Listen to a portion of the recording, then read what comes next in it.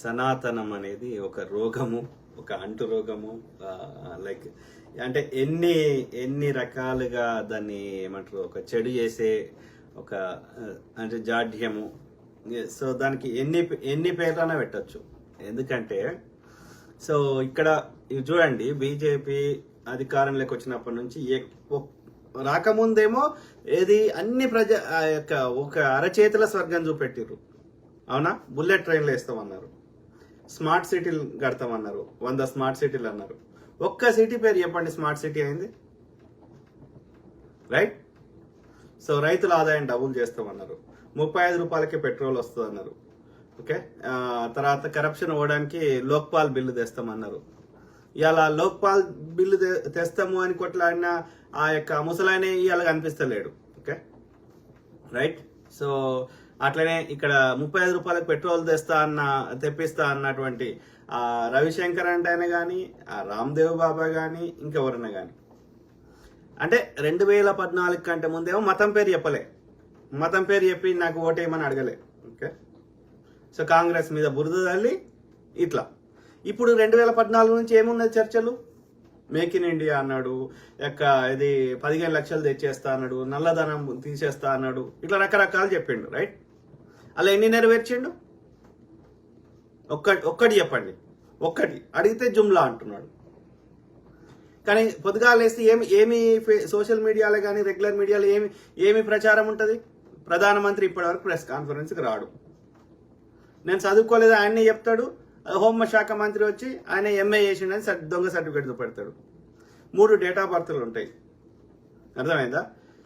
So ఇట్లా రకరకాలుగా పొద్దుగా లేస్తే ఫేక్ ప్రచారాలు, లేదంటే కాంగ్రెస్ మీద దుష్ప్రచారాలు, ఆడ ఆల్టర్నేటివ్ లేదు అని చెప్పడానికి, లేదు అంటే ఈవీఎంలను లేకపోతే ఏమంటారు పోల్ మేనేజ్మెంట్ చేసి ఏది లేని వాళ్ళకి కూడా ముందే ఈవీఎంలు లేచి ఈవీఎంలు రిప్లేస్ చేసుడు కానీ, లేకపోతే అసలైన ఓటర్లని బూతులకు రాకుండా వాళ్ళ ఓట్లు చెల్లకుండా చేయడం కానీ.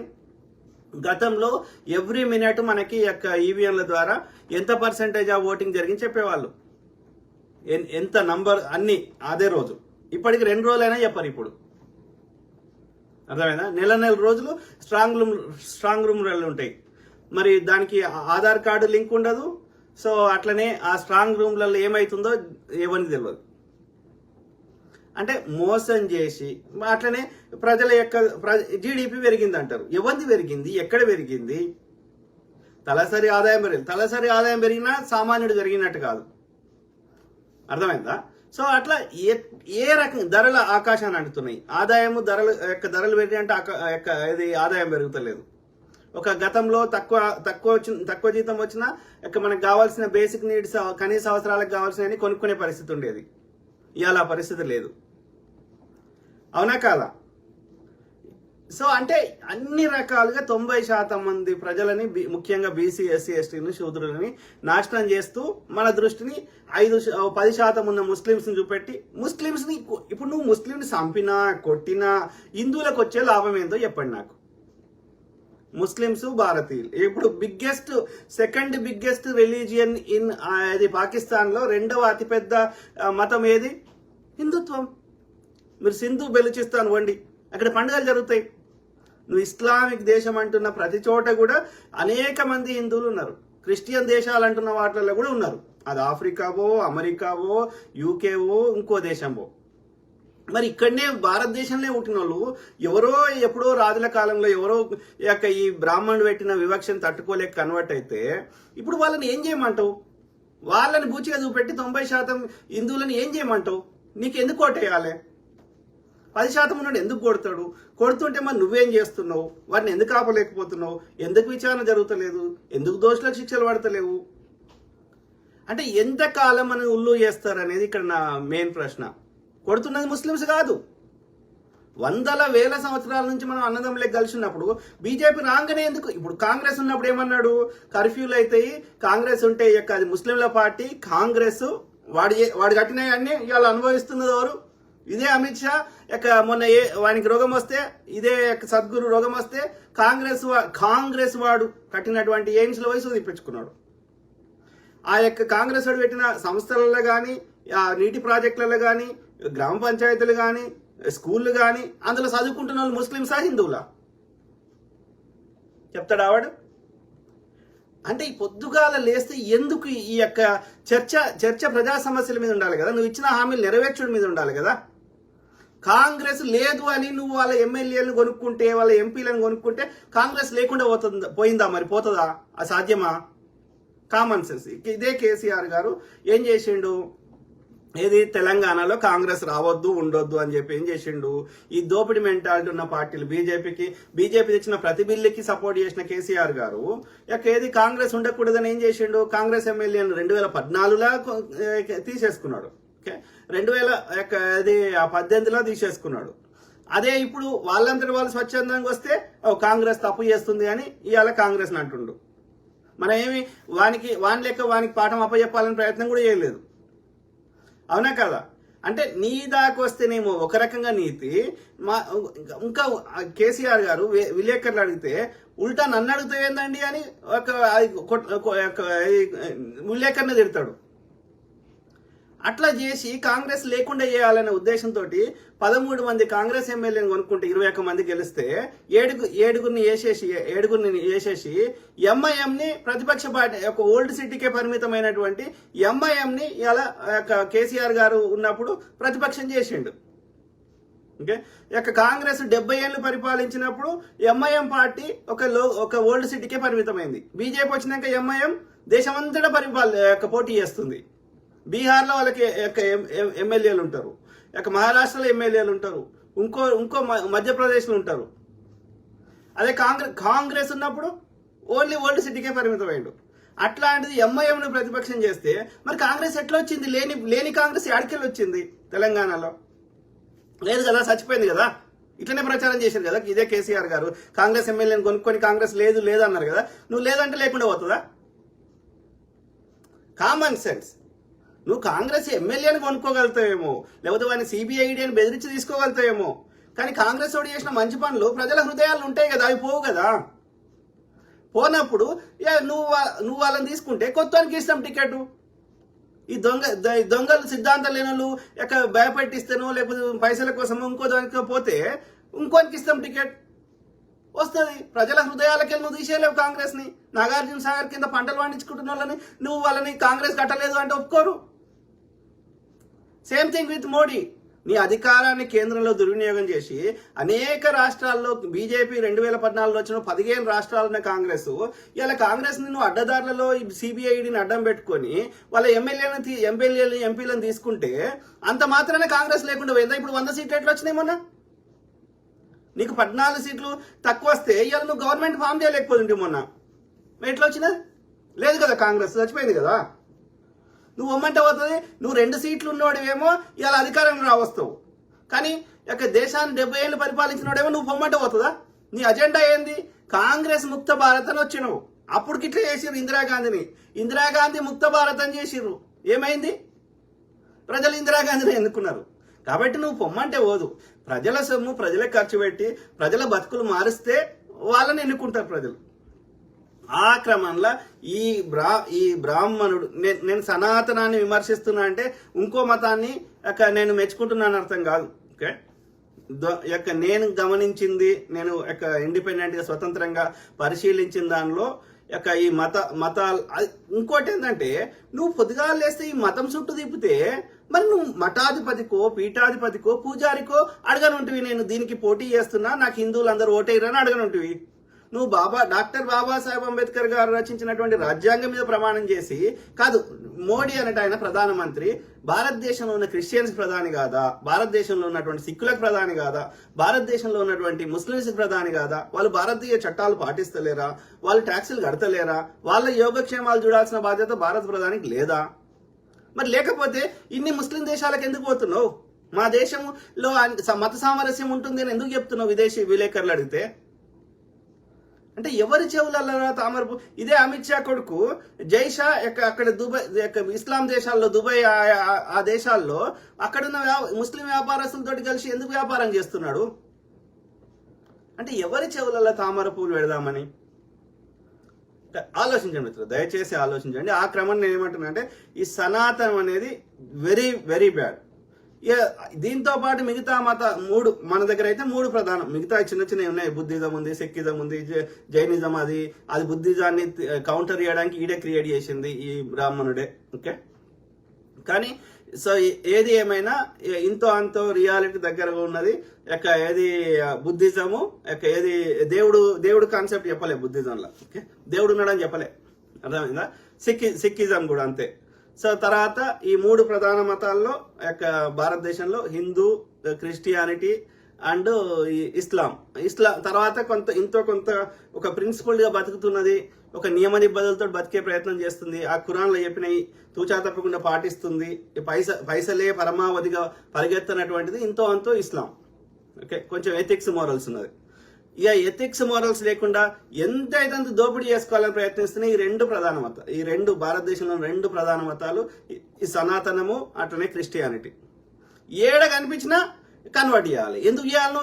వాళ్ళ ఇష్టంతో కన్వర్ట్ అయితే కానరా, అడుగులు ఎక్కడో ఉంటారు, వాళ్ళందరినీ కన్వర్ట్ చేస్తా అంటాడు. నీకు కన్వర్ట్ చేస్తే నీకేం వస్తుంది? ఆడవడో వీనికి పైసలు ఇస్తాడు ఈ పాస్టర్కి, అందుకని ఇటు కన్వర్ట్ చేస్తాడు. ఎందుకు చేస్తున్నాడు? దాంట్లో వచ్చే లాభం ఏంది? పైసలు తప్ప ఏమైనా ఉందో వాళ్ళ? ఏమీ లే. అదొక ఇస్కానోడు వాడొక ఫెనటిక్, ఈ సనాతనం వీడొక ఫెనటిక్. అంటే డే టు డే లైఫ్ ని దేన్ని ఎంజాయ్ చేయరు. ఈ క్రిస్టియానిటీ ఇదొక ఫెనటిక్. వాళ్ళు ఒక మంచి ఏమంటారు, ఒక ప్రకృతిని ఆస్వాదించారు, లేకపోతే ఒక జీవితంలో ఏది ఉండదు. ఈ ఒక పిచ్చి లోకంలో ఉంటారు. ఇక ఎంతసేపు వాడిని కన్వర్ట్ చేయాలి, ఈయన కన్వర్ట్ చేయాలి, ఇంతే. Very unfortunate. ఓకే, అంటే పిచ్చోళ్ళు అంటారు నా దృష్టిలో. ఓకే, సో కాబట్టి ఇక్కడ మన చర్చ అందులో ఇక సనాతనం గురించి చెప్పాలి. ఎందుకంటే వాడు గుళ్ళ పూజారి కానీ ఎవడు కానీ తెలుగులో చెప్పాడు ఇవి అర్థాలు. తెలుగులో చెప్పిండు అనుకో ఎవడు గుడిపోడు. అందుకని మనకు అర్థం కాని సంస్కృతంలో చెప్తాడు. మళ్ళా మిగతా వాళ్ళ ఇప్పుడు మిగతా రిలీజియన్స్ లో ఆ బిలీఫ్ సిస్టమ్ ఫాలో అయిన వాళ్ళు, అంటే క్రిస్టియన్ ఫాలో అయినాడు ఎవడైనా పాస్టర్ అవుతాడు, ఏది ఇస్లాం ఫాలో అయిన వాళ్ళు ఎవరైనా ఇమాం అవుతారు, సిక్కిజం ఫాలో అయిన వాళ్ళు ఎవరైనా వాళ్ళకి సంబంధించి దానిలో ప్రీస్ట్ లాగా అవుతారు. కానీ ఈ సనాతనంలో మాత్రం ఓన్లీ బ్రాహ్మణుడే అవుతాడు. ఎందుకు అవుతాడు? ఇది దీనికి అర్థం చెప్పండి నాకు. ఎందుకంటే ఆ అర్థాలకు అర్థం చెప్పినామనుకో కష్టం. ఇక అవన్నీ బ్రాహ్మణికి అనుకూలంగా రాసుకున్న చట్టాలు. ఆ చెత్త అంతా గుళ్ళకి పోగానే వాడి చదివే మంత్రాలన్నీ సంస్కృతంలో మనకు అర్థం కాకుండా చదువుతాడు. వాటి అన్ని అర్థాలు మీరు ఎవరైనా సంస్కృతం వచ్చిన వాళ్ళని అడగండి. అలా మొత్తం బ్రాహ్మణుడు పైన ఉండాలి, బ్రాహ్మణ్కి పూజ చేయాలి, బ్రాహ్మణ్కి కాలు మొక్కాలి, బ్రాహ్మణ్కి నైవేద్యం ఇవ్వాలి, బ్రాహ్మణి భార్యని ఇట్లా చూడకూడదు, ఇట్లే ఉంటాయి చెత్త. అంతకుమించి ఏముండదు. అలా పెళ్లి మంత్రాలు కూడా తీయండి, అన్ని ఇట్లా చెత్తనే. ఓకే, ఈ చెత్తని ఆయన వివరించి చెప్తుంటే కదిరకృష్ణ లాంటి వాళ్ళు ఆయన చంపుతామని బెదిరియడం. నువ్వు తప్పు లేనప్పుడు అది కాదు ఆయన కదిరకృష్ణ చెప్తుంది తప్పు, నేను చెప్తుంది కరెక్ట్ అని వివరించు. ఎందుకు బెదిరిస్తున్నావు? అంటే నువ్వు నిజాన్ని అంగీకరించలేకపోతున్నావు. అట్లా కలవదు కదా. ఆలోచన ఆ క్రమంలో కొన్ని పాయింట్స్ తెలుసుకుందాం. సనాతనం అంటే ఏందో. నువ్వేమో ప్రజా సమస్యల మీద వచ్చింది, ఎందుకోసం వచ్చిండు, మళ్ళా ఏం చెప్పి వచ్చిండు?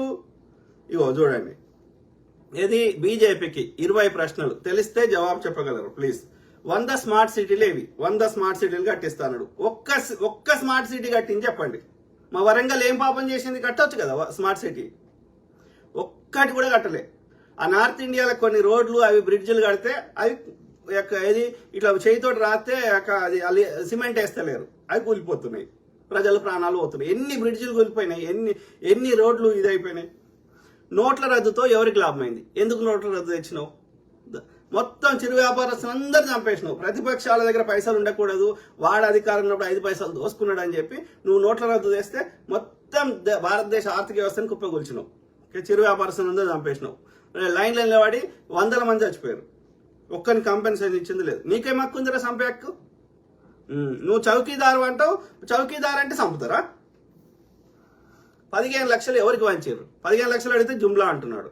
కాశ్మీర్లో ఎంతమంది పండితులకు పునరావాసం కల్పించారు? హిందువుల కోసమే పుట్టినా అన్నారు కదా. అదే డాక్టర్ మన్మోహన్ సింగ్ గారు కాశ్మీరీ పండితులకి పునరావాసం కల్పించారు. వీడు ఒక్కడి కలిపి కాశ్మీరీ పండితుల మీద సినిమా తీసి దాని ద్వారా లబ్ధి చేకూర్చారు. ఆ సినిమా పేరు మీద వచ్చిన 400 కోట్లన్నా వాళ్ళు ఒక్క రూపాయన వంచి పెట్టారా కాశ్మీరీ పండితులకి? ఆలోచించండి. బుల్లెట్ ట్రైన్స్ ఏవి? అధికారంలోకి వచ్చిన తర్వాత ఎన్ని కోట్ల ఉద్యోగాలు ఇచ్చారు? సంవత్సరానికి 2 కోట్ల ఉద్యోగాలు ఇస్తా అన్నారు. ఇప్పటి వరకు 22 కోట్ల ఉద్యోగాలు ఇవ్వాలి. ఎన్ని కోట్లు ఇచ్చారు? అడిగితే నేను దేశద్రోహిని, నేను కమ్మిని, నేను కాంగిని, వేరే దేశం పో. వేరే దేశం నుండి అడిగితే ఈ దేశం రా. జీడిపి పెరిగిందా తరిగిందా? అదాని అంబానీల జీడిపి పెరిగింది కానీ మిగతా సామాన్యుల జీడిపి పెరగలే. గతంలో బంగారం కొనుక్కునే స్థాయి ఉండే సామాన్యుడు, ఇలా కొనుక్కోలేని పరిస్థితి. గతంలో ఇల్లు కొనుక్కునే పరిస్థితి ఉండే, ఇలా కొనుక్కోలేని పరిస్థితి. గతంలో భూమి కొనుక్కునే పరిస్థితి ఉండే, ఇలా కొనుక్కోలేని పరిస్థితి. కూడు గూడు గుడ్డ కొనుక్కోలేని పరిస్థితికి ఒక సామాన్యుడు వచ్చిండంటే నా జీడిపి పెరిగినట్టా తగ్గినట్టా? గతంలో ఆదాయం తక్కువ ఉన్నా నేను అన్ని కొనుక్కోగలుగుతుండే, ఇలా ఆదాయం పెరిగినట్టు అనిపించినా నేనేం కొనుక్కోలేకపోతున్నా. అంటే అర్థమైంది, నా జీడిపి తగ్గింది. సింపుల్. బ్లాక్ మనీ ఎప్పటి వరకు భారత్ తిరిగి చేస్తారు? ఆ ప్రయత్నం అన్న చేసిర్రా? బ్లాక్ మనీ రావాలని ఒక 1% అన్న ఎక్కడైనా ప్రయత్నం జరిగిందా? ఇంకా పెరిగింది మోడీ వచ్చినాక. బ్లాక్ మనీ పెరిగింది, పెట్రోల్ రేటు పెరిగింది. కాంగ్రెస్ ఉన్నప్పుడు 9 రూపాయలు తీసుకుంటే పెట్రోల్ మీద ట్యాక్స్, ఓకే, ఇలా 33 రూపాయలు చేసిండు.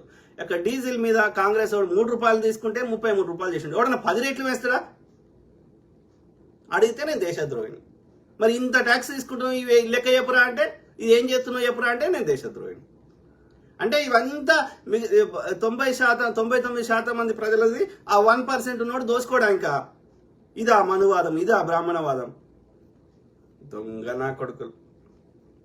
రైతులకు రైతు చట్టాలు వద్దంటే బలవంతంగా ఎందుకు తెచ్చినావు? అదాని అంబానీల కోసం తెచ్చినావు. ఎందుకు తెచ్చినావు? వాని చేస్తే వానికి కడుపు నింపితే వాని దాంట్లోకి నీకు వాటా ఇస్తాడు. వాని పేరు మీద నువ్వు చేస్తున్నావు. వానికి పోయేది ఒక 5-10%. మిగతాదంతా మోడీ దోసుకుంటుండు. మళ్ళీ ఎందుకు రద్దు చేసుకున్నారు? 750 మంది రైతుల ప్రాణాలను ఎందుకు బలిగొన్నారు? వారి ప్రాణాలను తిరిగి తెస్తారా? కరోనా ప్యాకేజీ 20 లక్షల కోట్లు ఎవరికి ఇచ్చారు మిత్రులారా? మీకేమైనా వచ్చినాయి? కరోనా చచ్చిపోయిన కుటుంబాలకన్నా ఒక 5 రూపాయలు ఇచ్చిర్రా? పోనీ మెడికల్ బిల్లులు కట్టిర్రా? కరోనా ప్యాకేజీ 20 లక్షల కోట్లు రిలీజ్ చేశారు. ఏవి ఎవరికి వచ్చినాయి?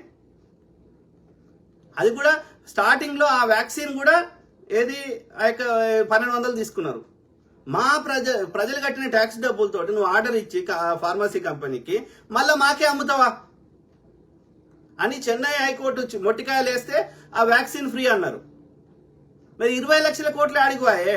వ్యాక్సిన్కి 20 లక్షల కోట్లు కావు కదా. కాంగ్రెస్ పోలియో సుక్కల నుంచి మసూచి అట్లా అన్నిటికి ఇచ్చింది కదా, ఇరాడికేట్ చేసింది కదా, అన్నిటికీ వేసింది కదా. దానికి ప్రచారం చేసుకోలే, మళ్ళీ దానికి ప్రచారం. మన పైసలు మనకు ఖర్చు పెడితే ప్రచారం.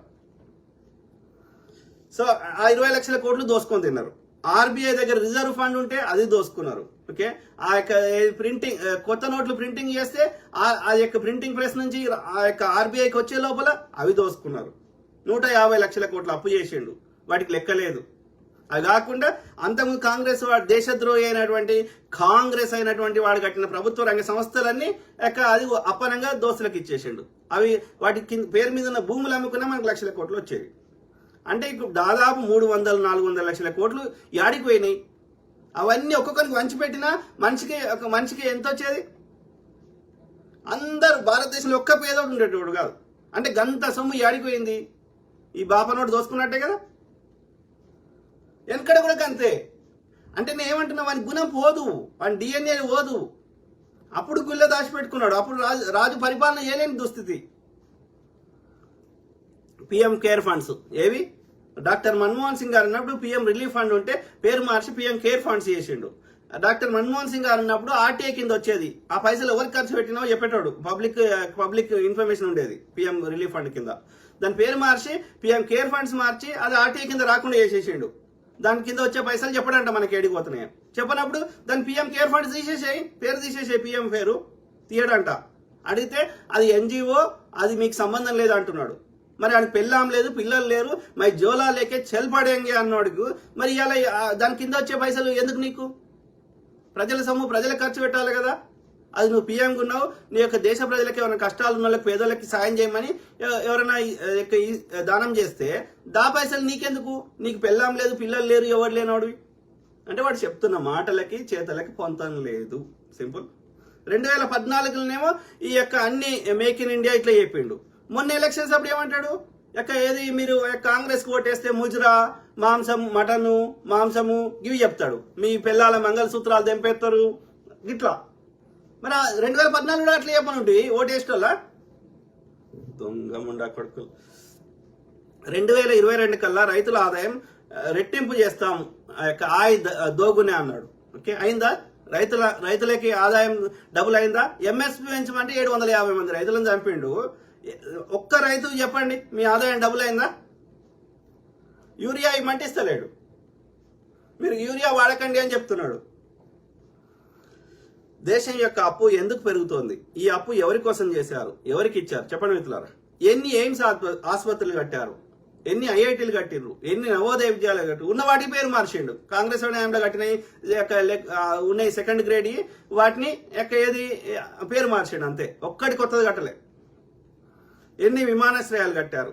అమెరికా ప్రెసిడెంట్ బైడెన్ ప్రమాణ స్వీకారానికి మీకు ఎందుకు ఆహ్వానం అందలేదు? అప్పుడు ఎన్నికల టైంలోనే ఎందుకు మత ఘర్షణలు జరుగుతాయి? కరెక్ట్ ఎన్నికల ముందు జరుగుతాయి, మళ్ళీ విచారణ జరగదు. తర్వాత దేశ సైనికులు ప్రాణాలు కోల్పోతున్నారు, విచారణ ఎందుకు జరగవు? దోషులకు ఎందుకు శిక్షలు పడవు?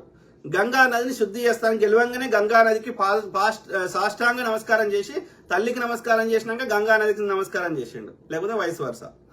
ఎప్పటివరకు శుద్ధి అయిందా?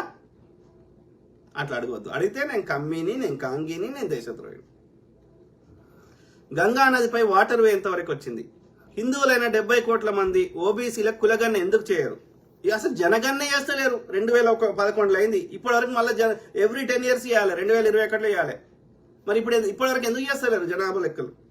బీసీలు అంటే మీకు ఏది తెలంగాణలో గెలిస్తే బీసీని ముఖ్యమంత్రి చేస్తా అని బీజేపీ అధ్యక్షుని బ్రాహ్మణ్ చేశారు. తెలంగాణలో, రాజస్థాన్లో గెలిస్తే బీసీని ముఖ్యమంత్రి చేస్తా అని బ్రాహ్మణ్ చేశారు. అస్సాంలో గెలిస్తే బీసీని ముఖ్యమంత్రి చేస్తా అని బ్రాహ్మణ్ చేశారు. బీజేపీ ఆర్ఎస్ఎస్ ఉండేటోళ్ళంతా నిర్ణయం చేసేటోళ్ళంతా బ్రాహ్మణ్సే.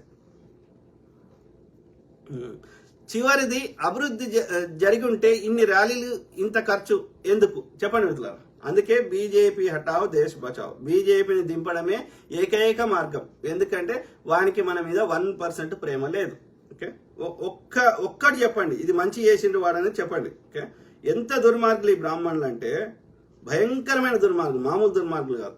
చూడండి, జీవితంలో గుర్తు పెట్టుకోవాల్సినవి బ్రాహ్మణీయం చేస్తున్న రక్తపాతం ఎందుకు జరుగుతాయి? ఎందుకు దేశంలో ఇన్ని దాడులు జరుగుతాయి? ఎందుకు విచారణ? కాంగ్రెస్ హయాంలో దాడులు చేసింది వీడే.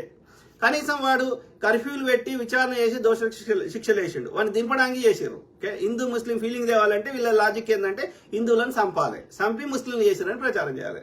లేకపోతే ముస్లింలకు పైసలు ఇచ్చాయినా, కొంత అల్లగుడి శతనా కొడుకులు ఉంటారు కదా, అట్లాంటి వాళ్ళకి పైసలు ఇచ్చాయినా చేపియాలి.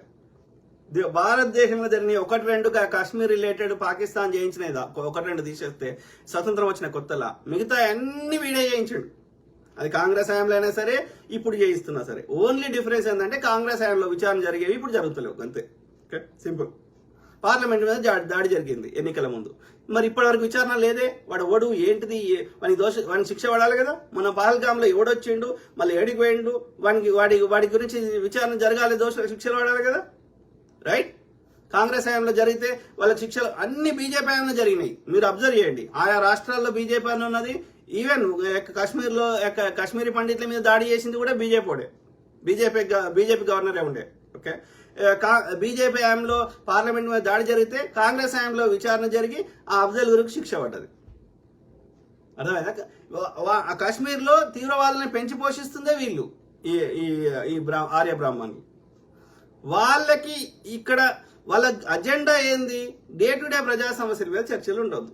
హిందువులను చంపితే ఓకే, అలా మరి ఆర్యుడు చచ్చిపోడు, మళ్ళీ బీసీ ఎస్సీ ఎస్టీలే వీళ్ళని చంపేసి నేను ఉంటేనే మీకు రక్షణ, నువ్వు ఉంటే మాకు రక్షణ అయితే వాడు కాంగ్రెస్ అన్నప్పుడు మరి నువ్వు వచ్చినాక ఒక్క దాడి కావద్దు అంటే నువ్వు చెప్పేది అన్ని ఫేకే. ఎన్నికలకు నువ్వు వాడుకునే ఆయుధం శూద్రులను చంపడం, చంపేసి ముస్లింలు చంపారని ప్రచారం చేసి కాబట్టి నాకు ఓటే అంటాడు. నువ్వు కాదు, హిందువులను చంపినాక నువ్వు హిందువులను కాపాడలేకపోయినాక నువ్వెట్లా నువ్వుంటే మాకెట్లా రక్షణ అవుతుంది? అది కాంగ్రెస్ మీద బురద వెళ్ళడానికి వాడుకున్నావు. మరి నువ్వు వచ్చినాక దాడులు జరుగుతుంటే మళ్ళీ ఎవరిని తిడతావు? కాంగ్రెస్ని తిడతావా? ఆలోచించండి, బ్రెయిన్లెస్ పీపుల్. జీవితంలో గుర్తు పెట్టుకోవాల్సినవి బ్రాహ్మణీయం చేస్తున్న రక్తపాతం. చూడండి మిత్రులారా, వృద్ధుడైన గాంధీజీని కాల్చి చంపిన వాడు చిత్ప్లవన్ ఆర్య బ్రాహ్మణుడు. ఓకే, వాడు గోపాల్ గాడ్సే, వాడు పిరికి సావర్కర్, వినాయక దామోదర్ సావర్కర్, విడి సావర్కర్, తర్వాత వాడు అందరు బ్రాహ్మిన్స్, 7 ఓకే. అర్థమైందా? సొంత తల్లిని చంపిన పరశురాముడు బ్రాహ్మణుడు. ఛత్రపతి శివాజీ పైన కత్తివేటు వేసిన భాస్కర్ కులకర్ణి బ్రాహ్మణుడు. ఓకే, శివాజీ తర్వాత ఆయన సంపాదించిన రాజ్యాన్ని కబలించిన బాలాజీ విశ్వనాథ్ పేష్వా బ్రాహ్మణుడు. వీళ్ళంతా చిత్ప్లవన్ బ్రాహ్మణులు, ఆర్య బ్రాహ్మణులు. ఓకే, సంత్ తుకారాం రాసిన గాథను నీటిలో ముంచివేసి ఆయన్ను హత్య చేసి దైవ సన్నిధికి రథమెక్కి వెళ్ళిపోయాడని దుష్ప్రచారం చేసింది బ్రాహ్మణుడు. అంటే శూద్రుడు ఎవడైనా సరే మంచి పేరు వస్తే వీడు తట్టుకోలేడు. ఓకే, అది సంత్ భక్త తుకారాం గారు కావచ్చు, లేదు అంటే ఆ యొక్క బలి చక్రవర్తి గారు కావచ్చు, లేదు అంటే ఆ యొక్క శంభూకుడు కావచ్చు, లేదు అంటే ఆ కర్ణుడు కావచ్చు, లేదు అంటే ఆ యొక్క ఏల్కట్ చేసిన ఏకలవ్యుడు కావచ్చు. ఏంది వీని ఆధిపత్యం? అంటే నీకు గిచ్చితే నీకు నొప్పి అయినప్పుడు బ్రాహ్మణ్కి, మాకు నొప్పి కాదురా, నీ లోపల అదే రక్తం ఉంది, మా లోపల అదే రక్తం ఉంది, నీ మీద ఎండ కొడుతుంది, మా మీద ఎండ కొడుతుంది. నువ్వు మీ అమ్మ నాన్న చేసుకుంటే నువ్వు మీ అమ్మ కడుపులోకి వెళ్ళి వచ్చినావు, మేము అట్లనే వచ్చినాం. మరి నువ్వోడిరా డిఫరెన్స్, ప్రకృతి మాకు డిఫరెన్షియేట్ చేయనప్పుడు నువ్వోడివి మా మీద ఈ యొక్క మమ్మల్ని కంట్రోల్ చేయడానికి, మా మీద ఆధిపత్యం చేయడానికి, మా పిల్లలతో వ్యభిచారం చేయించడానికి, మా యొక్క పిల్లలతో ఈ యొక్క అడ్డమైన పనులు చేయించడానికి నేనెందుకు మగ్గం నేయాలి, నేనెందుకు గడ్డం గీకాలి, నేనెందుకు ఇక బట్టలు ఉతకాలి, నువ్వెందుకు కూర్చుని ముచ్చట చెప్తావు? నువ్వు అవన్నీ చేయి, మేము ముచ్చట చెప్తాం. అట్లా అంటే నీ కళ్ళు పోతాయి, నిన్ను నరకంలో నూనెలా గోలిస్తారు. ఇట్లా అని చెప్తాడు ముడకుడు. నాలికలు కోసిర్రు, వాడి వేదమే చెత్త. ఆ చెత్తని ఎవడన్నా చదివితే వాడి నాలుక కాదు, వాడి కర్ణుని ఎందుకు ఆ పరశురాముడు వాడి బోధన చేయరా అంటే వీడు శూద్రుడు అయి ఉండి రథం నడిపేటోడు అయ్యండి వాడు వచ్చి అది నేర్చుకున్నాడు అని చెప్పి నీ విద్య చెల్లదు అంటాడు. లేకపోతే అన్ని శాపాలు పెడతాడు. ఎందుకు పెట్టాలి? దొంగ ముండ కొడుకులు. సంత్ నామదేవుని హత్య చేసింది బ్రాహ్మణుడు. దేవగిరి అంటే దౌలతాబాద్ యాదవ సామ్రాజ్యంలో తిరుగుబాటు చేసి ఖిల్జీతో చేతులు కలిపిన హేమాద్రి పండిత్ బ్రాహ్మణుడు. వినండి మిత్రులారు దయచేసి. ఓకే, జ్యోతిరావు పూలే గారిని చంపడానికి వ్యక్తులను పంపించింది కేశవ భట్ బ్రాహ్మణుడు, చిత్ప్లవన్ ఆర్య బ్రాహ్మణుడు. ఛత్రపతి శివాజీ కుమారుడు శంభాజీని ఔరంగజేబుకు పట్టించిన రంగనాథ స్వామి బ్రాహ్మణుడు. ఓకే, అర్థమైందా? అక్కడ ఇక్కడ టిప్పు సుల్తాన్ బతిలాడుకున్నారు అక్కడ ఆ దేవాలయాన్ని కాపాడమని చెప్పి. అక్కడ ఈ బ్రాహ్మణులు ఇది చేస్తే గురువు భార్యను అపహరించిన ఇంద్రుడు బ్రాహ్మణుడు. ఆదర్శరాజు బలిచక్రవర్తిని చంపినవాడు బ్రాహ్మణుడు. సంత్ జ్ఞానేశ్వరుని తల్లిదండ్రులను కులం నుంచి బహిష్కరించిన వారి ఆత్మహత్యకారకుడు బ్రాహ్మణుడు. ఏకలవ్యుని బొటనవేలును కోసింది బ్రాహ్మణుడు.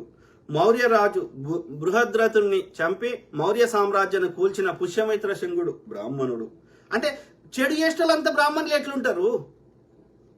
ఆలోచించాల్సిన విషయాలు. ఇలా చంపటం మరియు చంపించడం బ్రాహ్మణ్ణి సహజ గుణం. వాడి ఆధిపత్యం ఉండాలి. వాడు రాసుకున్న పుస్తకం తప్పు రాసుకున్నాడు కాబట్టి ఆ పుస్తకానికి భిన్నంగా ఎవడు ప్రవర్తించినా వాడిని చంపుతా అంటాడు వాడు. అంతే, సింపుల్. మనువాదం అనే విషవృక్షం వేళ్లు భూమిలో ఉంటాయి. ఈ వేళ్లు ఆర్ఎస్ఎస్, పైకి కనిపించే మొక్క బీజేపీ, దీనికి నీరు పోసేది బ్రాహ్మణుడు. కరెక్ట్. గతంలో ఏది పార్లమెంట్ ఓపెనింగ్కి ఎవరు వచ్చేటోళ్ళు? ఇవాళ ఎవరు వస్తున్నారు? మొన్న ఎవరు వచ్చారు? గాల్లే ఆర్య బ్రాహ్మణులు, మఠాధిపతులు, పీఠాధిపతులు. గాల్లే అలా ఈ బాబాసాహెబ్ గారు రాసిన రాజ్యాంగాన్ని ఎడసింపాలని శత విధాల ప్రయత్నం చేస్తున్నారు. మొన్న 400 వస్తే చింపేటోళ్ళు, 400 రాకుండా చేసినాం. మతం, కులం, దేవుడు, స్వర్గం, నరకం, చివరికి పంచాంగం, వాస్తు అన్నీ పెట్టింది ఈ బాపనోడు. ఒక టైం మంచిగా ఉంటుందంట, ఒక టైం చెడ్డగా ఉంటుందంట. ఉండదు అట్లా. ప్రకృతి వీడి చెప్పినట్టంటే మార్చరా, భూమి యొక్క గురుత్వాకర్షణ శక్తిని మార్చు, భూమి తన చుట్టూ తినే కక్షను మార్చు, 1 సెకండ్ మార్చు, ఎక్కువద్దు. సూర్యుని చుట్టూ తిరిగే గమనాన్ని మార్చు. అది దీర్ఘ వృత్తాకారంలో తిరుగుతుంది కదా, గుడ్డు ఆకారంలో. దాన్ని మార్చు, సర్కిల్ గా తిరిగేటట్టు చేయి. నువ్వు చెప్తే ప్రకృతి వింటాదిరా. నీకు రోగం వస్తే మా దగ్గరికి వస్తున్నావు డాక్టర్ దగ్గరికి, నీవు చెప్తే ప్రకృతి వింటదా? ఎవరికి చెప్తున్నావు? అట్లయితే ఒక్క బాబనోడు చచ్చిపోడు, వాడు మంత్రం వేసుకొని కాపాడుకుంటాడు, వాడి రోగాన్ని వాడు తగ్గించుకుంటాడు. నీ బట్టలు ఉతికేది మేము, నీకు రోగం వస్తే చూసేది మేము, నీకు అవసరాలన్నీ తీర్చేది మేము. నీ మంత్రాలకు ఏం రాస్తాయి? చింతకాయలు రాలే. దొంగ బాడుకో. వానికి ఏంటంటే పంచాంగం పెట్టిన ఉద్దేశం ఏంటంటే మనం తుమ్మినా దగ్గర వానికి తెలవాలి. మన ఇంట్లో ఏమవుతుంది, పెళ్లి అవుతుందా, మన ఇల్లు కొనుక్కున్నామా, మన జాగా కొనుక్కున్నామా తెలవాలి. తెలిస్తే మన ఇంట్లో కయ్యం పెడతాడు, లేదంటే మనం సంపాదించిన సంపాదనలకి వెళ్ళి దోసుకుంటాడు. లేకపోతే అది మనని అణిచివేసి వస్తాడు. మనం కంట్రోల్ చేయడానికి వాడు పంచాంగం వేసిండు. మన ఇంట్లో ఏమైనా వానికి తెలవాలి. మరి వాని ఇంట్లో పంచాంగం పెడితే ఒకటి పెట్టాలి, మేము పెడతాం రా. దొంగ పాడుకో. సో మన మెదడికి సంఖ్యలు వేసింది బాపనోడే. అన్నీ చేసినా మనం మారలేదు. ఎప్పుడొచ్చునో బహుజనులకు మార్పు. శూద్రులు ఎప్పుడు రాజ్యమేలుదురో పై వాటిని పాటించి కలగన్న రోజు తప్పకుండా రాజ్యమేలుతాం. ఓకే, ఆయన పరిమళ అంటే ఆయన రాసిండు. Good brother. సో మనము రాజ్యం ఏలాలంటే ఎస్సీ ఎస్టీలకు చట్టసభల్లో డాక్టర్ బాబాసాహెబ్ అంబేద్కర్ గారి పుణ్యం వల్ల అప్పుడు జాతీయవాదులు ఈ యొక్క అంబేద్కర్ గారు కోరిన దాన్ని అంగీకరించి ఓకే దాన్ని చట్టం చేయడం వల్ల ఎస్సీలు ఎస్టీలు వాళ్ళ చట్టసభల్లో ఉన్నారు. ఓకే, వాళ్ళు ఇంకా నాయకత్వ లక్షణాలని, బానిస మెంటాలిటీని కూడగొట్టుకోవాలి. అట్లనే కుల వృత్తులు అందరు బంద్ చేసుకోవాలి. ఎవరికి నచ్చిన పని ఆడు చేసుకోవాలి, కానీ కులం వాడు బ్రాహ్మణోడు చెప్పిన పని మాత్రం చేయకూడదు. ఓకే, తర్వాత బీసీలకి మహిళలకి ఆ త్వరలోనే చట్టం చేసుకోవాలి. కేవలం స్థానిక సంస్థల ఎన్నికలు సరిపోదు. సర్పంచ్ అయితే పీకేది లేదు, గీకేది లేదు. ఎంపీటీసీ, జెడ్పీటీసీ అది ఇక్కడ కాంగ్రెస్ ఉంది కాబట్టి కాంగ్రెస్ తిడుతున్నారు తప్ప ఈ బీసీ నాయకులని ముండకొడుకులు ఎవ్వడు కేంద్రాన్ని అడిగాడు. ఆర్ కృష్ణ అడుగుతాడు అన్నాడా? బీసీ బిల్లు పెట్టమని ఒక్కసారి అడిగిండా?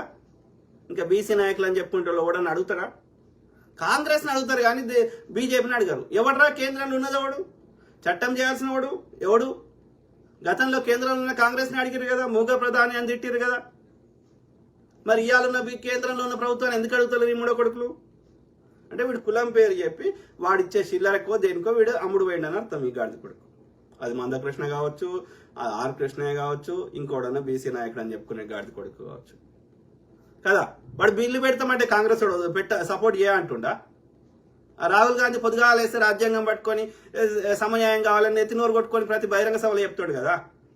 ఈడ కులకరణ చేసినాము, మా స్థానిక సంస్థలు మేము అమలు చేస్తామంటే దానికి తిరకాసు పెడుతున్నాడు. అమలు చేయొద్దు, కాంగ్రెస్కి ఏడ పంచి పేరు వస్తుందో, లేకపోతే ప్రజల బతుకులు బీసీల బతుకులు ఏడమారుతాయి అని దానికి ముస్లిం లింక్ పెడుతున్నాడు. ముస్లింలలో కూడా అన్ని మతాలలో కూడా వాడి పర్సనల్ బిలీఫ్ సిస్టమ్ ఎవరి మొక్కున్నా ప్రతి మతంలో కూడా వెనకబడ్డ వాళ్ళు ఉన్నారు. ప్రతి మతంలో కూడా అంటరాని వారు ఉన్నారు. ఇప్పుడు ముస్లింలలో సయ్యదులు ఇట్లాంటి వాళ్ళు అగ్రకులంలో ఉన్నారు అలా. ఓకే, అది కాకుండా ఫకీరోళ్ళు, దూదేకులోళ్ళు, ఇంకేమున్నాయి నాకు నోటి గుర్తుకొస్తలేవు. సో అట్లాంటి వాళ్ళు అంతా పేదోళ్ళు ఉన్నారు, అలా కూడా అంటరాని వాళ్ళు ఉన్నారు. మరి పేదోడు ఎవడైనా పేదోడే కదా, బ్యాక్వర్డ్ ఉన్నాడు. సో వాళ్ళ కమ్యూనిటీలో కూడా వాళ్ళని పైకి రాణిస్తలేరు. అట్లా ప్రతి కమ్యూనిటీలు ఉన్నారు. కాబట్టి వాళ్ళకి సమన్యాయం చేయాలని ప్రయత్నం చేస్తున్నాం. 1% ఉన్న బ్రాహ్మణుడేమో 10% ఈడబ్ల్యూఎస్ కింద రాసుకుంటాడంట అడ్డదారుల. కానీ మిగతా వారికి సమన్యాయం చేస్తామంటే మతం తెస్తున్నాడు. ఈ మతం ఎందుకు వచ్చింది? ఇప్పుడు రేవంత్ రెడ్డి గారు చెప్పినట్టు మధ్యప్రదేశ్లో బీజేపీ పాలిత రాష్ట్రాలు, ఉత్తరప్రదేశ్లో, అట్లనే గుజరాత్లో అక్కడ ఉన్న బ్యాక్వర్డ్ ముస్లిమ్స్ కి ఇస్తున్నారు బీసీ రిజర్వేషన్. మరి తెలంగాణకి ఏం లింక్? మతం ఎందుకు వచ్చింది మధ్యలో? దొంగలు. ఆలోచించండి మిత్రులు, దయచేసి ఆలోచించండి. ఓకే, సో ఏది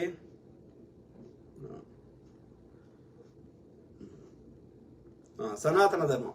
సనాతన ధర్మం అంటే ఇప్పటికీ పూర్తిగా తెలియదు ఈ దేశంలో.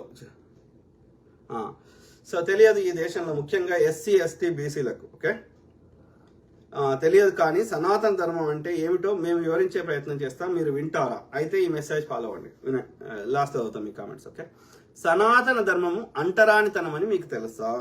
ఓకే, సనాతన ధర్మం పేరిట కట్టు బానిసలుగా వెట్టి చాకిరి చేయించేవారని మీకు తెలుసా? సనాతన ధర్మం పేరిట ఊరికి దూరంగా వాడు అంటాడు కదా Pawan Kalyan, I am the undeniable Sanatani అంటాడు. అది కూడా మామూలుగా చెప్పాడు. ఎందుకు అరుస్తాడో ఎందుకు ఊగిపోతాడో నాకు తెలియదు. మరి ఇదే టోన్లో ఐ ఆమ్ ద చేగువీరా అంటాడు. మరి ఆడ చేగువీర నుంచి ఈడికి ఎట్లా మారింది వీడు?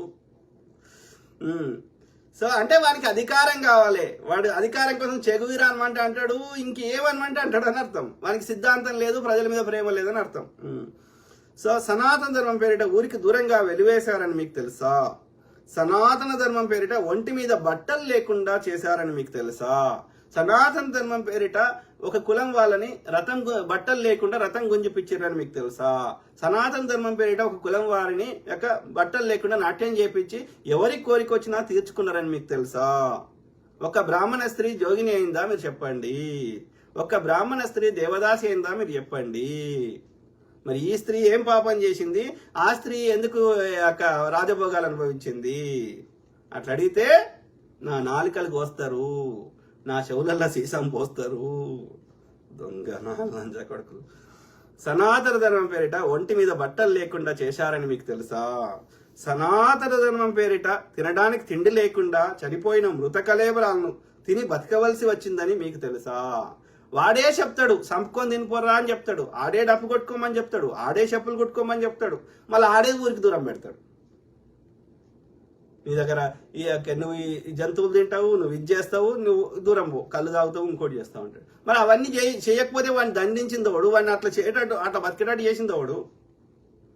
అట్లా అడిగొద్దునే దొంగ లంచ కొడుకు. సనాతన ధర్మం పేరిట స్త్రీలను వివక్ష గురి చేసింది మీకు తెలుసా? స్త్రీలంతా శూద్రులంట. వీనికి జన్మనిచ్చే స్త్రీ శూద్రులవుతుందట. వీనికి జన్మనిచ్చిన స్త్రీ ఓకే పాలిచ్చి వీని పెంచిన స్త్రీ బొమ్మ అవుతుందంట, రంభ అవుతుందంట, ఊర్వశి అవుతుందంట, మేనక అవుతుందంట, డాన్స్ అవుతుందంట బట్టలు లేకుండా. లంచ కొడుకు. సనాతన ధర్మం పేరిట బాల్య వివాహాలు జరిపించింది, ప్రోత్సహించింది అని మీకు తెలుసా? సనాతన ధర్మం పేరిట భర్త చనిపోతే భార్యను కూడా భర్త చితిమంటలో వేసి తగలబెట్టేవారని మీకు తెలుసా? సనాతన ధర్మం పేరిట శూద్రుడు చదవకూడదని, చదివితే నాలుకలకు వస్తారని, చదువు వింటే చెవులలో సీసం పోసేవారని మీకు తెలుసా? సనాతన ధర్మం పేరిట శూద్రునికి భూమి గాని, మళ్ళీ ఈ లంచకొడుకు ఇప్పుడు కూడా భారత రాజ్యాంగం అమల్లోకి వచ్చి 70 సంవత్సరాలైనా మళ్ళా అదే షాగంటి గాడు, అదే గరికపాటి గాడు, అదే సినజియర్ గాడు, అదే సద్గురు గాడు, ఈ లంచ కొడుకులు మళ్ళా గదే గసెత్తని చెప్తారు. Very unfortunate. సనాతన ధర్మం పేరిట శూద్రునికి భూమిగా, మళ్ళీ గుళ్ళకి పోతే ప్రతి గుళ్ళ ఈ లంచ కొడుకులు ఇదే చెప్తారు. మనకు అర్థం కావద్దని నాకు సంస్కృతంలో చెప్తాడు. సనాతన ధర్మం పేరిట శూద్రునికి భూమి గాని, ఆస్తిపాస్తులు గాని ఉండకూడదని, కట్టు బానిసగా జీవించాలని మీకు తెలుసా? భూమి హక్కు లేదు. ఓకే, ఎలాంటి హక్కులు లేవు. అరుగుల మీద కూసవద్దు, నేల మీద కూసోవాలి, 2 కాళ్ళు దొడ్డిపోయినట్టు. అర్థమైందా? ఎవడన్నా బై మిస్టేక్ మనిషిపోయి కూర్చున్నాడు అనుకో, వాళ్ళ పిర్రాలు కోసారు. ఇక దళిత స్త్రీ ఈ పై వస్త్రం వేసుకుంటే బ్రెస్టులు కోసారు. బ్రెస్ట్ సైజుని బట్టి ట్యాక్స్ వేసారు. అంటే ఎంత లంచ కొడుకులు. ఇక తిట్టబుద్ది కదా, బరాబర్ తిడతాం. దేవదాసి వ్యవస్థను పెట్టి ప్రోత్సహించింది సనాతన ధర్మం అని మీకు తెలుసా? మరి ఆ పని చేసినప్పుడు వానికి అంటరానితనం రాదు, మిగతా అన్ని చోట్ల గుర్తుకొస్తుంది. అంటే ఎంత అవన్నీ బ్రెయిన్ ఎట్లా పుట్టినరు, ఎందుకు పుట్టినరు, ఎట్లా పుట్టించిండ్రు వీళ్ళని నాకు అర్థమవుతలే. సనాతన ధర్మం పేరిట సముద్రయానం నీవు చేయకూడదని నీకు తెలుసా? ఎందుకో ఏమవుతుందో, సముద్రయానం చేస్తే ఏమవుతుంది అంటే ఆ యొక్క వేరే దేశాలు ఉండే మంచి కానీ సమానత్వం కానీ ఏమైనా నేర్చుకుంటారేమో, ఈ బ్రాహ్మణ చెత్తకి ఈ చెత్తని తొలగించాలని ప్రయత్నం చేస్తారేమో అని భయపడ్డాడు. అందుకని సముద్రయానం వద్దన్నాడు. సనాతన ధర్మం పేరిట కులాలను బట్టి శిక్షలు అమలు చేసేవారని నీకు తెలుసా? బ్రాహ్మణికి ఎలాంటి శిక్షలు లేవు, మిగతా వాళ్ళకి కఠినమైన శిక్షలు తుమ్మినా తగిన. అదే శూద్రుడు బ్రాహ్మణ స్త్రీతోటి ఏమైనా చేస్తే వాడికి మరణదండన. అదే బ్రాహ్మణుడు శూద్ర స్త్రీని ఫస్ట్ ఆయన భర్త అత్తగారింటికి పంపించకనే ముందు ఫస్ట్ బ్రాహ్మణుతో 3 రాత్రులు గడపాలి. వీడు దేవుడు అంట, దేవుడికి ప్రసాదం పెట్టినాకనే ఆ యొక్క దాన్ని మిగతా వాళ్ళు తినాలంట. అది వాడి కాన్సెప్ట్. ఏది సనాతన ధర్మం పేరిట కులాలను బట్టి పురోహితులు ఇప్పటికీ మంత్రాలు చదువుతున్నది నిజం కాదా? సనాతన ధర్మం ఇప్పటికీ చాలా వరకు ఇవే కంటిన్యూ చేస్తున్నారు. మనం అటెన్షన్ పే చేస్తలేం అంతే. సనాతన ధర్మం ప్రకారం చావుల్లో కూడా కులాల పేరిట పురోహితులు సాంఘ్యాలు నిర్వహించడం నిజం కాదా? ఇలా చెప్పుకుంటూ పోతే గంటలు సాలవు. రండి తెలుసుకుందాం, చర్చించుకుందాం, సనాతన ధర్మం అంతు చూద్దాం. సనాతన ధర్మంలో బ్రాహ్మణ, క్షత్రియ, వైశ్య, శూద్ర అనే చాతుర్వర్ణాలు ఉన్నాయి. స్టార్టింగ్ లా బ్రాహ్మణుడు శూద్రుడే ఉండే, తర్వాత వానికి కొంతమంది తోట స్పెషల్ అవసరం వచ్చింది, యుద్ధం చేసేటోడు కావాలి, వ్యాపారం చేసేటోడు కావాలి, కాబట్టి వాళ్ళు నువ్వు అల్లదల్ల జర్ర గొప్పడి అని చెప్పిండు అంతే. ఇక వాడు చెప్పిన ఏ వినకుండా ఈ అధర్మాన్ని ప్రశ్నించిన వాళ్ళని వెలివేసిండు. వాళ్ళు దళితులయ్యారు. అందుకే వాళ్ళు ఈ చాతుర్వర్ణంలో ఉండరు అన్నట్టు. ఈ చాతుర్వర్ణ వ్యవస్థలో బ్రాహ్మణులు జ్ఞాన సముపార్జన, శాస్త్ర బోధన, మత విధులను నిర్వహించడం, క్షత్రియుడు ఆయుధాలు ధరించి పరిపాలించడం, వైశ్యుడు వ్యవసాయం, వ్యాపారం చేయడం, శూద్రుడు పై 3 వర్ణాలకు సేవ విధిగా నిర్వహించాలి. అందుకు నువ్వు సేవ చేయాలంటే బతకాలి కాబట్టి 2 రొట్టెలు ఇస్తా, లేకపోతే ఇప్పుడైతే 2 రేషన్ బియ్యం ఇస్తా, నీకు చదువు చెప్పిస్తా, నీ బతుకు మారుస్తా, నువ్వు ఏ పనైనా చేసుకొని బతుకొచ్చి ఇట్లా చెప్పడాడు. వాడు అస్సాం ముఖ్యమంత్రి వాడు హేమంత్ బిశ్వ శర్మ ఇదే అంటాడు, సేమ్ ఇప్పుడు చెప్పిందే అంటాడు, మీరు మాకు సేవ చేయడానికి గుట్టించారు అంటాడు. అప్పుడెప్పుడో భూమి పుట్టకుంది కాదు, ఇప్పుడు ఇది శ్రమ విభజన వ్యవస్థగా కొందరికి అనిపిస్తుంది. కానీ ఈ వ్యవస్థలో శూద్రుడికి ఆస్తి హక్కు లేదు, వేద జ్ఞానం వద్దు, ఉద్యోగం వ్యాపారం చేయకూడదు, వ్యవసాయం చేయకూడదు, ఇవన్నీ తిరస్కరించబడ్డాయి.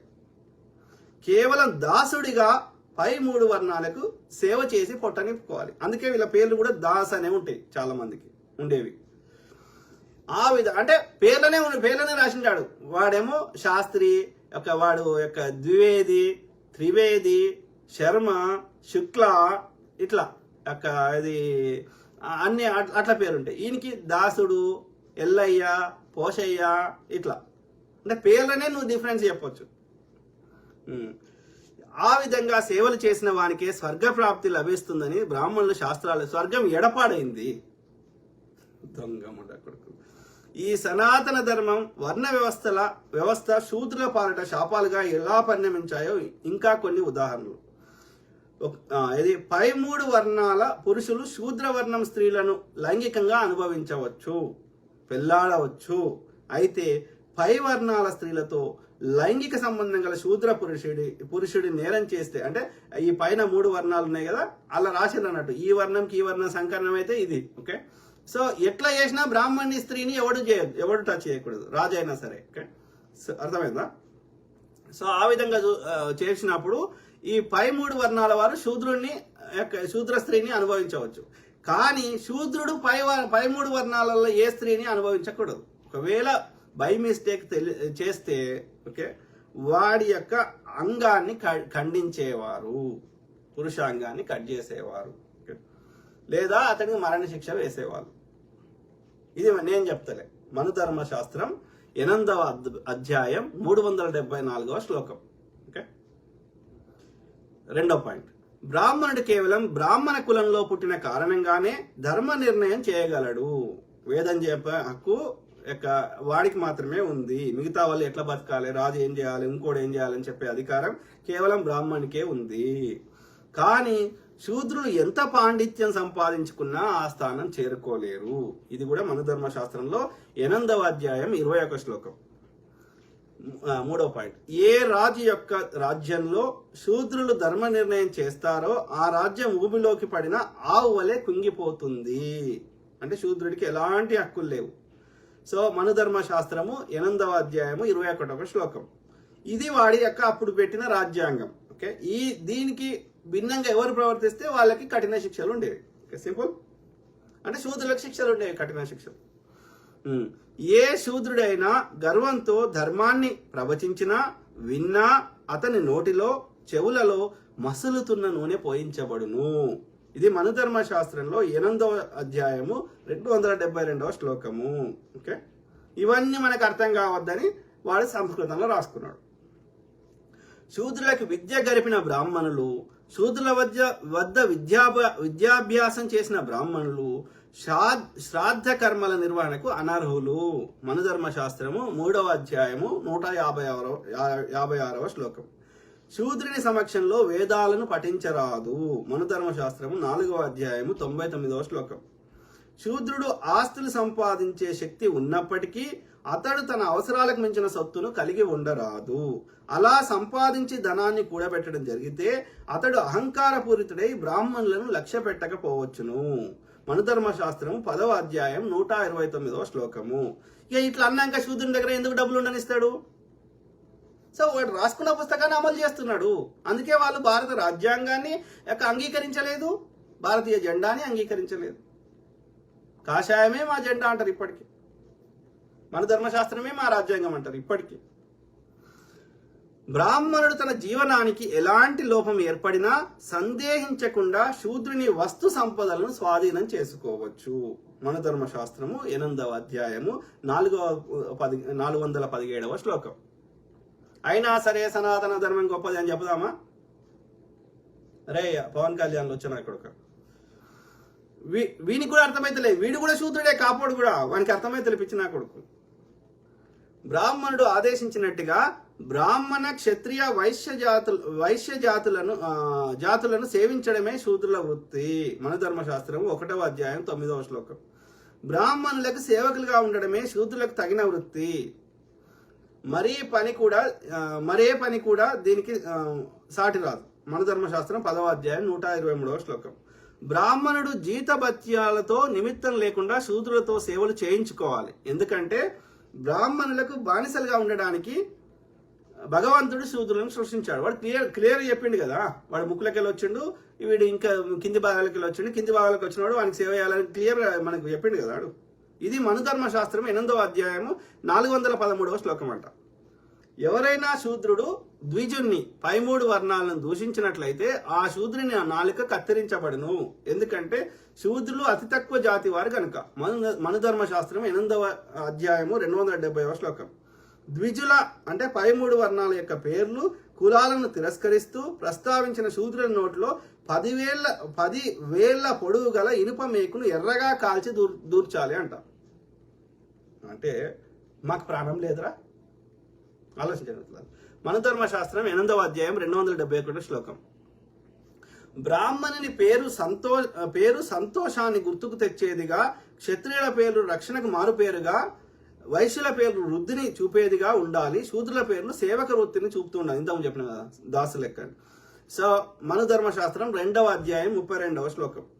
బ్రాహ్మణుల ఇంటి పేరు శుభ్రమైనదిగా, క్షత్రియుల ఇంటి పేరు శక్తిని చూపేదిగా, వైశ్యుల ఇంటి పేరు ధన సంపత్తిని చూపేదిగా ఉండాలి. శూద్రుల ఇంటి పేరు హేయమైనదిగా ఉండాలి. మన ధర్మశాస్త్రం 2వ అధ్యాయం 31వ శ్లోకం. సనాతన ధర్మంలో యజ్ఞయాగాలు పూర్వం గోబలి అనే యజ్ఞయాగాలు ఉండేవి కావు. సువిశాలమైన యజ్ఞశాల నిర్మించి పురోహితుల మంత్రధ్వానాల మధ్య గోవధతో పాటు అనేక జంతు బలులు జరిగేవి. వాస్తవం. యజ్ఞంలో పాలు, ధాన్యాలు, నెయ్యి, మాంసం, సోమరసం దేవతలకు నైవేద్యంగా నివేదన చేసిన తర్వాత వేద బ్రాహ్మణులు సోమరసాన్ని మత్తుగా త్రాగి బలిచ్చిన గోమాంసం భుజించేవారు.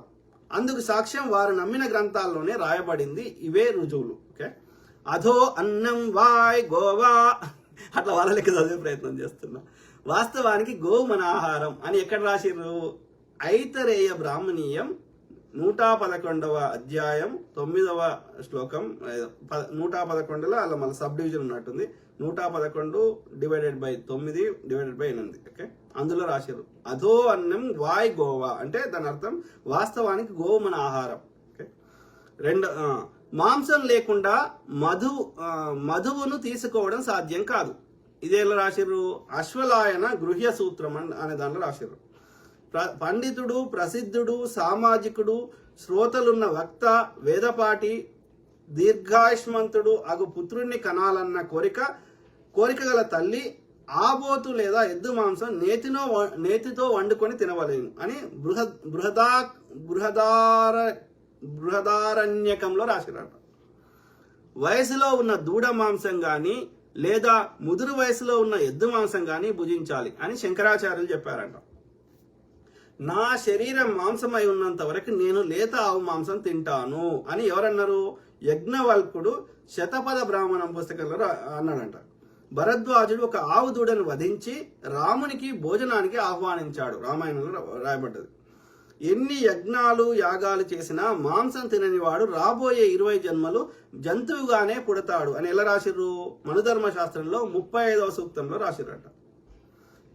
అంటే ఇవన్నీ మన కల్చర్ కాదు, ఇక్కడ మూలవాసుల కల్చర్ కాదు, ఇదంతా ఆర్యులది, వాడి దేశపోడు కాదు. ఓకే, ఇంట్లో ఎద్దు మాంసం తినవచ్చును, పాలు ఇచ్చే ఆవులను దూడలను బలి ఇవ్వవచ్చును, కానీ కటికవానికి అమ్మకూడదు.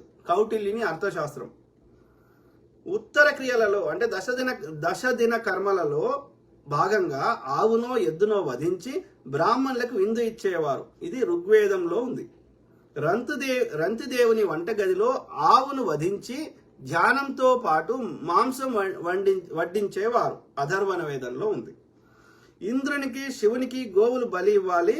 గర్భిణీ స్త్రీలు ఎర్ర ఆవు మాంసం తింటే పండంటి బిడ్డకి జన్మ ఇస్తారు అని యజ్ఞవల్క స్మృతిలో ఉంది. ఓకే, అది కాకుండా రామాయణ మహాభారతంలో అశ్వమేధ యాగము అవన్నీ మనకు తెలిసినాయి కదా. ఓకే, అశ్వాన్ని రాణితోటి సంభోగం చేసిన తర్వాత దాన్ని మేధం చేసి చంపేసి దాన్ని అందరూ పూజించేవారు. ఓకే, నరమేధాలు అది ఘోరం. సో అట్లా ఏది ఇంకేం చేసేది ఈ దుర్మార్గులు? విదేశీ బ్రాహ్మణులు యాగంలో 5 రకాల త్యాగాలు చేసేవారు. వాటిలో నరబలి ముఖ్యమైన త్యాగం. నరబలి త్యాగాల జాబితాలో మొదటిది. ఇవన్నీ బ్రిటిష్ వాడు వచ్చినాక వాడు మన మీద ప్రేమతో చేయలేదు, కానీ ఈ దేశంలో వాడికి ఎవడో ఒకడు సపోర్ట్ కావాలని చేయడం జరిగింది. మిత్రులారా, దీని అర్థం బ్రాహ్మణులు యాగం పేరుతో మానవులను తినేవారు. తినడానికి తగిన వ్యక్తి బ్రాహ్మణుడు కాకూడదు. తినడానికి తగిన వ్యక్తి వ్యాపారి లేదా రైతు అయి ఉండాలి. అప్పటి నరబలి సాధారణ కొనుగోలు కోసం 1000 ఆవులతో సమానమంట. ఒక్క నరబలి చేస్తే 1000 ఆవులను బలి ఇచ్చిన దాంతో సమానమంట. నరబలి యాగం ఖరీదైనది మరియు క్రూరమైనది మరియు భయంకరమైనది. మళ్ళీ శూద్రుల్ని చంపేవారు ఆ నరబలు. బ్రాహ్మణులు తమ చేతులతో నరబలి అర్పించేవారు. కరెక్ట్. నరబలి అర్పించే ప్రధాన నియమం ఏంటంటే బలిని అర్పించే వ్యక్తి బలి ఇచ్చిన వ్యక్తిని తినాలి. దీని అర్థం బలి అర్పించే బ్రాహ్మణులు బలి ఇచ్చే వ్యక్తిని తినేవారు. అంటే ఎంత దుర్మార్గులో అర్థం చేసుకోండి. బ్రాహ్మణుడు మళ్ళీ శూద్రుని మాంసం తినేవాడు. నరబలి తర్వాత అశ్వబలి, అదే అశ్వమేధ యాగం అన్నాగా. అశ్వబలి చేసే ముందు బ్రాహ్మణ స్త్రీలు గుర్రాలతో లైంగిక సంబంధం కలిగి ఉండేవారు. అదేం ఆనందమయమో. రాక్షసులు నరభక్షకులు అని బ్రాహ్మణులు చెబుతారు, కానీ ఇది అబద్ధం. కరెక్ట్. రాక్షసులు అంటే రక్షించేవారు, అడవులని జాతి సంపదను రక్షించేవారే రాక్షసులు, దుర్మార్గులు కాదు. చెబుతారు కానీ ఇది అబద్ధం. కానీ బ్రాహ్మణులు నరబలి ఇచ్చేవారు. కరెక్ట్, ఇది నిజం. శూద్రులను బలిచ్చేవారు. దీనికి సంబంధించిన రుజువును వారే యాగం రూపంలో అందరి ముందు ఉంచారు.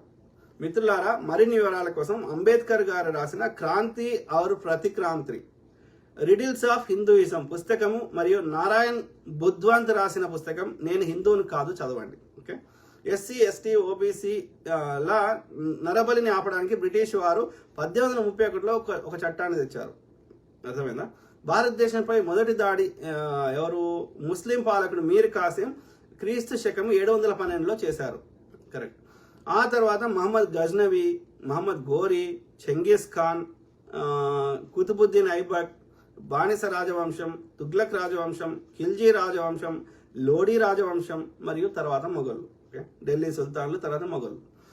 1795లో బ్రిటిష్ వారు చట్టం 11 ద్వారా okay SC ST BC so శూద్రులు కూడా ఆస్తి హక్కును కలిగి ఉండవచ్చు అని అనుమతిస్తూ చట్టం చేశారు 1795లో బ్రిటిష్ వాడు. అంటే అంతకుముందు పరిస్థితి ఏంది? 1773లో ఈస్ట్ ఇండియా కంపెనీ న్యాయ వ్యవస్థ సమానత్వంపై ఆధారపడిన నియంత్రణ చట్టాన్ని రూపొందించింది. ఈ చట్టం ప్రకారం 1975 మే 6న బెంగాల్ భూస్వామ్య బ్రాహ్మణుడు నందకుమార్ దేవును ఉరిదీశారు బ్రిటిష్ వాడు. 1804 చట్టం 3 ద్వారా బ్రిటిష్ వారు ఆడ భ్రూణ హత్యను నిషేధించారు. అంటే గతంలో ఏం చేసేవారు? ఆడపిల్లలు పుట్టిన వెంటనే వారి అంగిలిపై నల్లమందు అంటించి తల్లి రొమ్మిపై ధాతుర పేస్ట్ పూసి ఒక రంధ్రం చేసి వాటిని పాలతో నింపి ఆపై నీటిలో ముంచి వేసేవారు. ఎంత క్రూరం! 1813లో బ్రిటిష్ ప్రభుత్వం ఒక చట్టాన్ని రూపొందించి అన్ని కులాలు మరియు మతాల మధ్య విద్యా హక్కును ఇచ్చింది. దీని కారణంగా బీసీ ఎస్సీ ఎస్టీలు చదువుకోవడం ప్రారంభించారు. 1813లో బ్రిటిష్ ప్రభుత్వం ఒక చట్టం చేయడం ద్వారా బానిసత్వాన్ని అంతం చేసింది. 1817లో యూనిఫామ్ సివిల్ కోడ్ చట్టం చేయబడింది. అంటే 1817 కంటే ముందు కులం ఆధారంగా శిక్ష విధించే నిబంధన ఉండేది. బ్రాహ్మణులకు శిక్షలు లేవు, మరి శూద్రులకు కఠినమైన శిక్షలు ఉండేవి. బ్రిటిష్ వారు శిక్ష విధించే నిబంధనను అందరికీ సమానం చేశారు. 1819లో చట్టం 7 ద్వారా శూద్ర స్త్రీలను బ్రాహ్మణులు శుద్ధి చేయడాన్ని నిషేధించారు. అంటే 1819 దాకా శూద్ర స్త్రీని పెళ్లి కాగానే మొదటగా బ్రాహ్మణుడు అనుభవించేవాడు. అర్థమైందా? అంటే మనకు స్వతంత్రం వచ్చి శూద్రులకు స్వతంత్రం వచ్చి 200 ఏళ్ళు అయింది అని అర్థం. అంతకుముందు ఏమయ్యేది, ఒక శూద్రుడు వివాహం చేసుకున్నప్పుడు వధువు తన వరుడి ఇంటికి వెళ్లకుండా కనీసం 3 రాత్రులు బ్రాహ్మణుడికి శారీరక సేవ చేయవలసి ఉంటుంది. అంటే ఎంత మనని ఇబ్బంది పెట్టారో అర్థం చేసుకోవాలి. 1830లో నరబలి నిషేధించబడింది. దేవతలు మరియు దేవతల్ని ప్రసన్నం చేసుకోవడానికి బ్రాహ్మణులు ఆలయంలో తలలు కొట్టడం ద్వారా పురుషులు మరియు స్త్రీలను బలిచ్చేవారు, శూద్రులను. 1837 చట్టం 87 ద్వారా ప్రభుత్వ సేవలో వివక్షతను నిషేధించబడింది. అంటే అర్హతను సేవ ఆధారంగా అంగీకరించారు మరియు కంపెనీ కింద ఉన్న ఏ భారతీయ పౌరుడికి జన్మస్థలం, మతం, కులం లేదా రంగు ఆధారంగా పదవిని తిరస్కరించకూడదు. మొదటి భారతీయ లా కమిషన్ 1834లో ఏర్పడింది. కులం, తరగతి, మతం మరియు ప్రాంతం యొక్క భావాలకు అతీతంగా చట్టాలు రూపొందించడం కమిషన్ యొక్క ప్రధాన లక్ష్యం. 1835 గంగా నదికి మొదటి కుమారుడిని దానం చేయడాన్ని నిషేధించారు. అంటే మొదటి బిడ్డని గంగా నదికి ఇచ్చేవాళ్ళంట. ఓకే, ఆ శూద్రుల బిడ్డల్ని.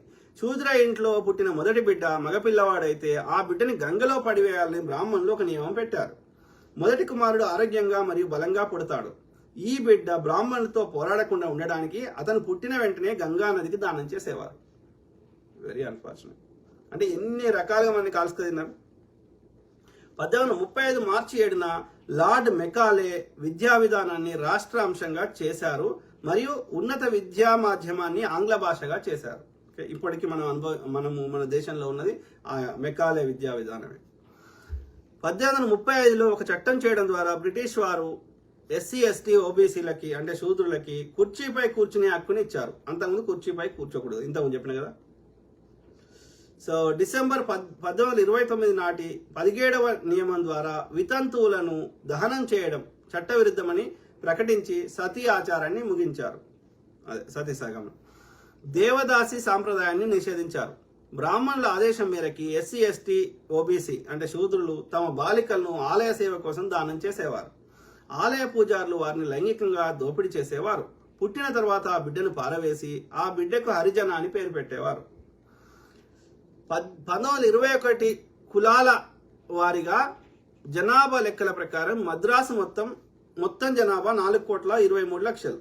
అందులో 2 లక్షల మంది దేవదాసీలు దేవాలయాల్లో పనిచేస్తున్నారు. అర్థమైందా? దక్షిణ భారతదేశంలోని దేవాలయాల్లో ఈ సాంప్రదాయం ఇప్పటికీ కొనసాగుతోంది. 1837 చట్టం ద్వారా ఠగ్గుల వ్యవస్థను రద్దు చేశారు. 1849లో జేఈడి బెంటన్ కలకత్తాలో ఒక బాలికల పాఠశాలను స్థాపించారు. 1854లో బ్రిటిష్ వారు కలకత్తా, మద్రాస్ మరియు బొంబాయిలలో 3 విశ్వవిద్యాలయాలను స్థాపించారు. 1902లో ఒక విశ్వవిద్యాలయ కమిషన్ ఏర్పాటు చేశారు. 1860 అక్టోబర్ 6న బ్రిటిష్ వారు ఇండియన్ పీనల్ కోడ్ ఐపీసీని ఇప్పుడు వీడి పేరు మార్చాడు ఐపీసీని రూపొందించారు. శతాబ్దాలుగా బంధించబడిన శూద్రులు ఎస్సీ, ఎస్టీ, ఓబీసీల గొలుసులను లార్డ్ మెకాలే విచ్ఛిన్నం చేసి భారతదేశంలో కులం, తరగతి మరియు మతం లేకుండా ఏకరీతి క్రిమినల్ చట్టాన్ని అమలు చేశారు. 1863లో బ్రిటిష్ వారు ఒక చట్టాన్ని రూపొందించి చరక్ పూజను నిషేధించారు. అంటే చరక్ పూజ అంటే గొప్ప భవనాలు లేదా వంతెనల నిర్మాణం కోసం ఎస్సీ, ఎస్టీ, ఓబీసీలు అంటే శూద్రులను పట్టుకొని సజీవంగా పాతిపెట్టేవారు. ఈ పూజలో భవనాలు మరియు వంతెనలు ఎక్కువ కాలం ఉంటాయని నమ్మేవారు. అందుకని కొత్త బిల్డింగ్ కడితే శూద్రులను తీసుకొని పాతిపెట్టేవారంట ఆ పునాదిలో. సో దానికి ఒక చట్టం తెచ్చారంట 1863లో బ్రిటిష్ వాడు, అది రద్దు చేయడానికి. 1867లో బెంగాల్ ప్రభుత్వం మొత్తం దేశంలో బహుభార్యత్వాన్ని నిషేధించడానికి ఒక కమిటీని ఏర్పాటు చేసింది. 1871లో బ్రిటిష్ వారు భారతదేశంలో కులాల వారీగా జనాభా గణనను ప్రారంభించారు. ఈ జనాభా గణన 1941 వరకు కొనసాగింది. ఓకే, 1872లో పౌర వివాహ చట్టం 14 సంవత్సరాల కంటే తక్కువ వయసు ఉన్న బాలికలను మరియు 18 సంవత్సరాల కంటే తక్కువ వయసు ఉన్న అబ్బాయిలను వివాహం చేసుకోవడాన్ని అంటే బాల్య వివాహాలను రద్దు చేసింది బ్రిటిష్ ప్రభుత్వం 1872లో. బ్రిటిష్ వారు మహర్ మరియు చెమార్ రెజిమెంట్లను ఏర్పాటు చేసి ఆ కులాలను సైన్యంలో నియమించుకున్నారు. డాక్టర్ బాబాసాహెబ్ అంబేద్కర్ వాళ్ళ డాడీ వాళ్ళ మహర్ సో వాళ్ళ డాడీ యొక్క ఆర్మీలో పనిచేసేవాడు మధ్యప్రదేశ్లో. సో సైన్యంలో నియమించుకున్నారు. కానీ 1892లో బ్రాహ్మణుల ఒత్తిడి కారణంగా సైన్యంలో అంటరాని వారి నియామకం నిలిపివేయబడింది. బ్రిటిష్ వారు రాయట్ వాణి వ్యవస్థను సృష్టించారు మరియు ప్రతి నమోదిత భూస్వామిని భూమి యజమానిగా అంగీకరించారు. 1918లో బ్రిటిష్ వారు సౌత్ బరో కమిటీని భారతదేశానికి పంపారు. శాసనసభల్లో చట్టాలను రూపొందించే సంస్థ. అన్ని కులాల భాగస్వామ్యాన్ని నిర్ధారించడానికి ఈ కమిటీ భారతదేశానికి వచ్చింది. వెనుకబడిన తరగతి నాయకుడు భాస్కర్ రావు జాదవ్ మరియు అంటరాని వారి నాయకుడు డాక్టర్ బాబాసాహెబ్ అంబేద్కర్ గారు షాహూజీ మహారాజ్ అభ్యర్థన మేరకు శాసనసభలో పాల్గొనడానికి తమ ప్రజలకు ఒక మెమరాండం ఇచ్చారు. బ్రిటిష్ వారు 1919లో భారత ప్రభుత్వ చట్టాన్ని రూపొందించారు. 1919లో బ్రిటిష్ వారు బ్రాహ్మణులు న్యాయమూర్తులుగా మారకుండా నిషేధించారు. గుడ్. మరియు వారికి న్యాయపరమైన లక్షణం లేదని అన్నారు. కానీ ఇప్పుడున్న వాళ్ళంతా బ్రాహ్మణులే ఉన్నారు. ఇప్పుడు డిసెంబర్ 25, 1927న డాక్టర్ బాబాసాహెబ్ అంబేద్కర్ గారు మనుస్మృతిని తగలబెట్టారు. మనుస్మృతిలో శూద్రులు మరియు స్త్రీలను బానిసలుగా మరియు ఆనంద వస్తువులుగా పరిగణించారు. ఇంతకు చెప్పినాం కదా మనం అన్ని మన ధర్మశాస్త్రం గురించి. పురుషుడికి వీలైనన్ని సార్లు వివాహం చేసుకునే మతపరమైన హక్కు ఉంది. అది కూడా అగ్రకు బ్రాహ్మణ పురుషులకు మాత్రమే, శూద్రులకు కాదు. స్త్రీలకు హక్కులు లేవు మరియు బానిస స్థితిలో ఉన్నారు. ప్రతి స్త్రీకి వీలైనన్ని ఎక్కువ మంది సహభార్యలు ఉండేవారు. స్త్రీలు మరియు శూద్రులకు బానిసత్వం మాత్రమే రాయబడింది. దీనికి బ్రాహ్మణ మనువు మతం అని పేరు పెట్టాడు. 1 మార్చి 1930న డాక్టర్ బాబాసాహెబ్ అంబేద్కర్ గారు కాలారామ ఆలయం నాసిక్లోకి ప్రవేశించడానికి ఒక ఉద్యమాన్ని ప్రారంభించారు. 1927న బ్రిటిష్ వారు ఒక చట్టం చేసి శూద్రులను బహిరంగ ప్రదేశాలకు వెళ్లే హక్కును కల్పించారు. సో అంబేద్కర్ గారు మెయిన్గా కొట్లాడింది దళితుల హక్కుల కోసము, అంటరానితనం పోవడం కోసము. అది కాలక్రమేణా అది రిజర్వేషన్లు చట్టమైంది. ఆయన లాస్ట్లో రాసింది రాజ్యాంగం అనే ఒక కీలక బాధ్యతను ఆయనకు అప్పచెప్పిన పనిని పోషించారు. అది కాదు ఆయనది. ఆయన మెయిన్గా కొట్లాడింది బ్రిటిష్ వాడు కానీ అక్కడ భారతదేశంలో ఉన్న ప్రజలు కానీ ఆయన గుర్తించింది ఈ యొక్క వివక్ష పోవడానికి, యొక్క దళితుల అభ్యున్నతి కోసం చాలా పోరాటం చేశాడు.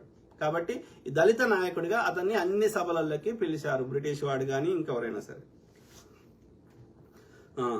ఇది 1932 సెప్టెంబర్ 24న బ్రిటిష్ వారు కమ్యూనల్ అవార్డును ప్రకటించారు. దీనిలో ఈ కింది ప్రధాన హక్కులు ఇవ్వబడ్డాయి. వయోజన ఓటు హక్కు, శాసనసభలు మరియు సమాఖ్య ప్రభుత్వంలో జనాభాకు అనుగుణంగా అంటరాని వారికి రిజర్వేషన్ హక్కు. సిక్కులు, క్రైస్తవులు మరియు ముస్లింల మాదిరిగానే అంటరాని వారు అంటే ఎస్సీ ఎస్టీలకు కూడా స్వతంత్ర ఎన్నికల ప్రాంతాలకు హక్కును పొందారు. అంటరాని ప్రతినిధులు నిలబడే ప్రాంతాల్లో అంటరాని వారు మాత్రమే వారిని ఎన్నుకుంటారు. అంటే ఇప్పుడున్న రిజర్వేషన్ టైపు, కానీ ఇప్పుడు అందరు ఎన్నుకుంటారు. సో వారు తమ ప్రతినిధులను ఎన్నుకోవడానికి 2 సార్లు ఓటు హక్కును పొందారు. ఒకసారి వారు తమ ప్రతినిధులకు మాత్రమే ఓట్లు వేస్తారు మరియు రెండవసారి వారు సాధారణ ప్రతినిధులకు కూడా ఓట్లు వేస్తారు. 1928 మార్చి 19న డాక్టర్ అంబేద్కర్ గారు ముంబై శాసన మండలిలో బలవంతపు శ్రమ పద్ధతికి వ్యతిరేకంగా తన స్వరాన్ని వినిపించారు. ఆ తర్వాత బ్రిటిష్ వారు ఈ పద్ధతిని రద్దు చేశారు, అంటే బాండెడ్ లేబర్. సో జూలై 1, 1942 నుంచి సెప్టెంబర్ 10, 1946 వరకు బ్రిటిష్ వారు డాక్టర్ అంబేద్కర్ గారిని వైస్రాయ్ కార్యనిర్వాహక మండలిలో కార్మిక సభ్యునిగా చేశారు. డాక్టర్ అంబేద్కర్ గారు కార్మికులకి 8.3% ప్రాతినిధ్యం కల్పించారు. గుడ్. 1937లో బ్రిటిష్ వారు భారతదేశంలో ప్రాంతీయ ప్రభుత్వానికి ఎన్నికలు నిర్వహించారు. 1942లో డాక్టర్ అంబేద్కర్ గారు బ్రిటిష్ వారికి 50,000 హెక్టార్ల భూమిని అంటరాని వారికి మరియు వెనుకబడిన తరగతులకు పంపిణీ చేయాలని విజ్ఞప్తి చేశారు. బ్రిటిష్ వారు 20 సంవత్సరాల కాల పరిమితిని నిర్ణయించారు. బ్రిటిష్ వారు పరిపాలనలో బ్రాహ్మణుల భాగస్వామ్యాన్ని 100% నుండి 2.5%కి తగ్గించారు. ఓకే. సో బ్రిటిష్ వాడు దోసుకున్నా సరే మన శూద్రులకి చాలా లాభం చేకూర్చాడు అనేది ఇక్కడ మనం ఓవరాల్ గమనించాలి. కారణాలు ఏదైనా మనము ఇలా అంబేద్కర్ గారు కొట్లాడగలిగిన అంటే బ్రిటిష్ వాడి పుణ్యమే, లేకపోతే అంబేద్కర్ గారిని ఎప్పుడో చంపేస్తారు ఈ బ్రాహ్మణులు. పూలే దంపతులు కొట్లాడిర్రు, లేకపోతే ఆయన కందుకూరి వీరేశలింగం పంతులు గారు కొట్లాడిర్రు, లేకపోతే రాజా రామ్మోహన్ రాయ్ గారు కొట్లాడిర్రు. అంటే కారణం వెనకాల బ్రిటిష్ వాడు ఉండడం వల్లనే. లేకపోతే అంతకుముందు వీళ్ళకంటే ముందు ఎంతో మంది మార్పు తేవాలని ప్రయత్నించి ఈ బ్రాహ్మణుడు కొట్లాడలేక బ్రాహ్మణుడు చంపేస్తే చచ్చిపోయిన వాళ్ళు ఎంతో మంది. బ్రిటిష్ వాడు వెనకాల లేకపోయింటే వీళ్ళందరినీ కూడా ఎప్పుడో చంపేస్తాడు ఈ బ్రాహ్మణుడు. ఇప్పుడే చంపుతున్నాడు, అప్పుడు చంపకపోనా? ఆలోచించండి. సో మీ కామెంట్ చదువుదాం.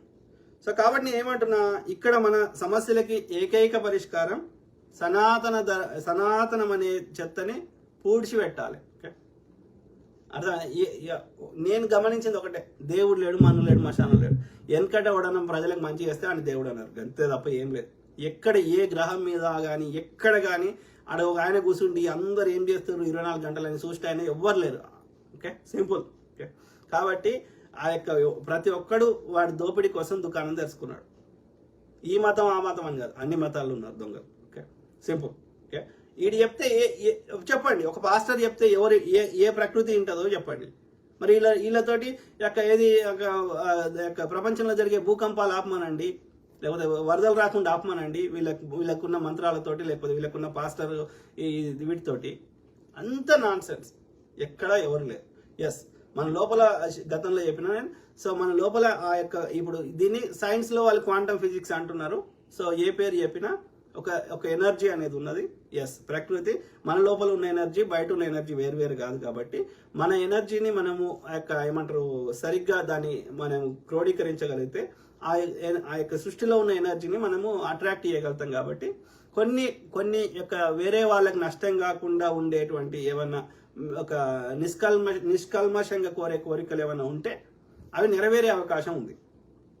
అది ప్రకృతి ధర్మం, అది ఆ యూనివర్స్ ధర్మం, అది ఆ క్వాంటమ్ ఫిజిక్స్. కానీ ఏ పేరు ఏది పెట్టినా ఆత్మ అంటాడు ఒకడు, చైతన్యం అంటాడు ఒకడు, ఇంకోడు క్వాంటమ్ ఫిజిక్స్ అంటాడు. ఏ పేరు పెట్టినా సరే ఆ యొక్క ఎనర్జీ అనేది అది ఆ విధంగా మనకి అది పాజిటివ్గా జరిగే అవకాశం ఉంది. అది జరిగితే అది సృష్టి ధర్మం జరిగితే ఒకడేమో మా రాముడు చేసిండు అంటాడు, ఒకడేమో మా ఎల్లమ్మ చేసింది అంటది, ఇంకోడేమో మా జీసస్ చేసిండు అంటారు, ఒకడేమో అల్లా చేసిండు అంటాడు. అది అట్లా జరగదు. అది నువ్వు ఏ దేవుని మొక్కకున్నా అది జరగాల్సింది జరుగుతుంది. సింపుల్. ఓకే, కష్టపడకుండా భూమిలోకి వెళ్ళి గింజ పెడితే చెట్టు వచ్చేటట్టు చేస్తుంది, చెట్టుకి వెళ్ళి మన ఇంట్లోకి వచ్చేటట్టు చేయదు. ఓకే, అది ప్రకృతికి విరుద్ధం. ఓకే, చెట్టు పెట్టుకొని ఆడికెళ్ళి వచ్చేటి మనం తెచ్చుకోవడం మన బాధ్యత. దాంట్లో మంత్రాలు చదువుతారు అవి. అంటే నేను ఏమంటున్నా, ప్రకృతి మనకి ఇవ్వాల్సినవన్నీ ఆల్రెడీ ఇచ్చేసింది, ఇంకా అదనంగా ఏమి ఇచ్చేది లేదు, ఆడ ఏం దాచిపెట్టుకోలేదు ప్రకృతి మనకి ఇవ్వడానికి. కాబట్టి మన కష్టం వస్తే మనమే తీర్చుకోవాలి. పుట్టిండ్రు ఎందుకు చంపుతుర్రు, ఎందుకు చేస్తుర్రు? న్యాచురల్ డెత్ కాకుండా వేరే అయితే మనం న్యాచురల్ డెత్ కాకుండా చేస్తే తప్పు అవుతుంది. న్యాచురల్ డెత్ కాకపోతే ఇప్పుడు మొత్తం జీవులు అట్లనే ఉంటే ఈ రిసోర్సెస్ సరిపోవు. That's against the nature. కాబట్టి అది అంతే. ఇక అది మనం ఏం కోరుకుంటాం, సావద్దు, మనకి కావద్దు, న్యాచురల్ డెత్ రావద్దు అంటే సాధ్యం కాదు. అది సృష్టికి విరుద్ధంగా మనం కోరికలు నెరవేర్చదు ప్రకృతి. అయితే ఇక్కడ ఏమంటున్నా, దానికి వీడు మధ్యలో నువ్వు వీడు ఎవరిని మధ్యవర్తి పెట్టకుండా నువ్వు కోరుకున్నా జరిగేది జరుగుతుంది. ఒకవేళ జరగాల్సింది నువ్వు కోరుకున్న కోరిక మంచిది అయితే ప్రకృతి చేస్తుంది. కానీ మధ్యవర్తి ఎందుకు మధ్యలో అంటున్నా, వీణెందుకు మేపడు అంటున్నా, వీడు చెప్తే ఇన్నది అంటున్నా. సింపుల్. కామెంట్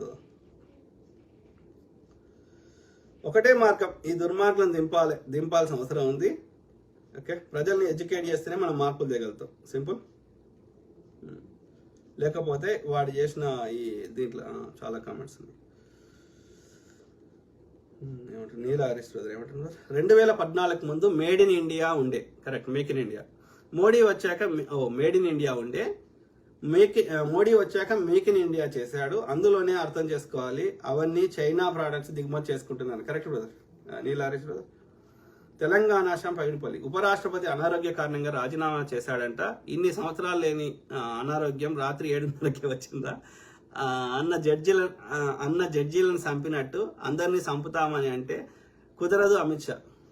వాళ్ళు దుర్మార్గులు బ్రదర్. సో ఈ లోకేశ్వర్ పవార్ అంటోని వాడిని బ్లాక్ చేద్దాం. అంటే నిజాన్ని అంగీకరించలేని మూర్ఖులు ఎట్లరా.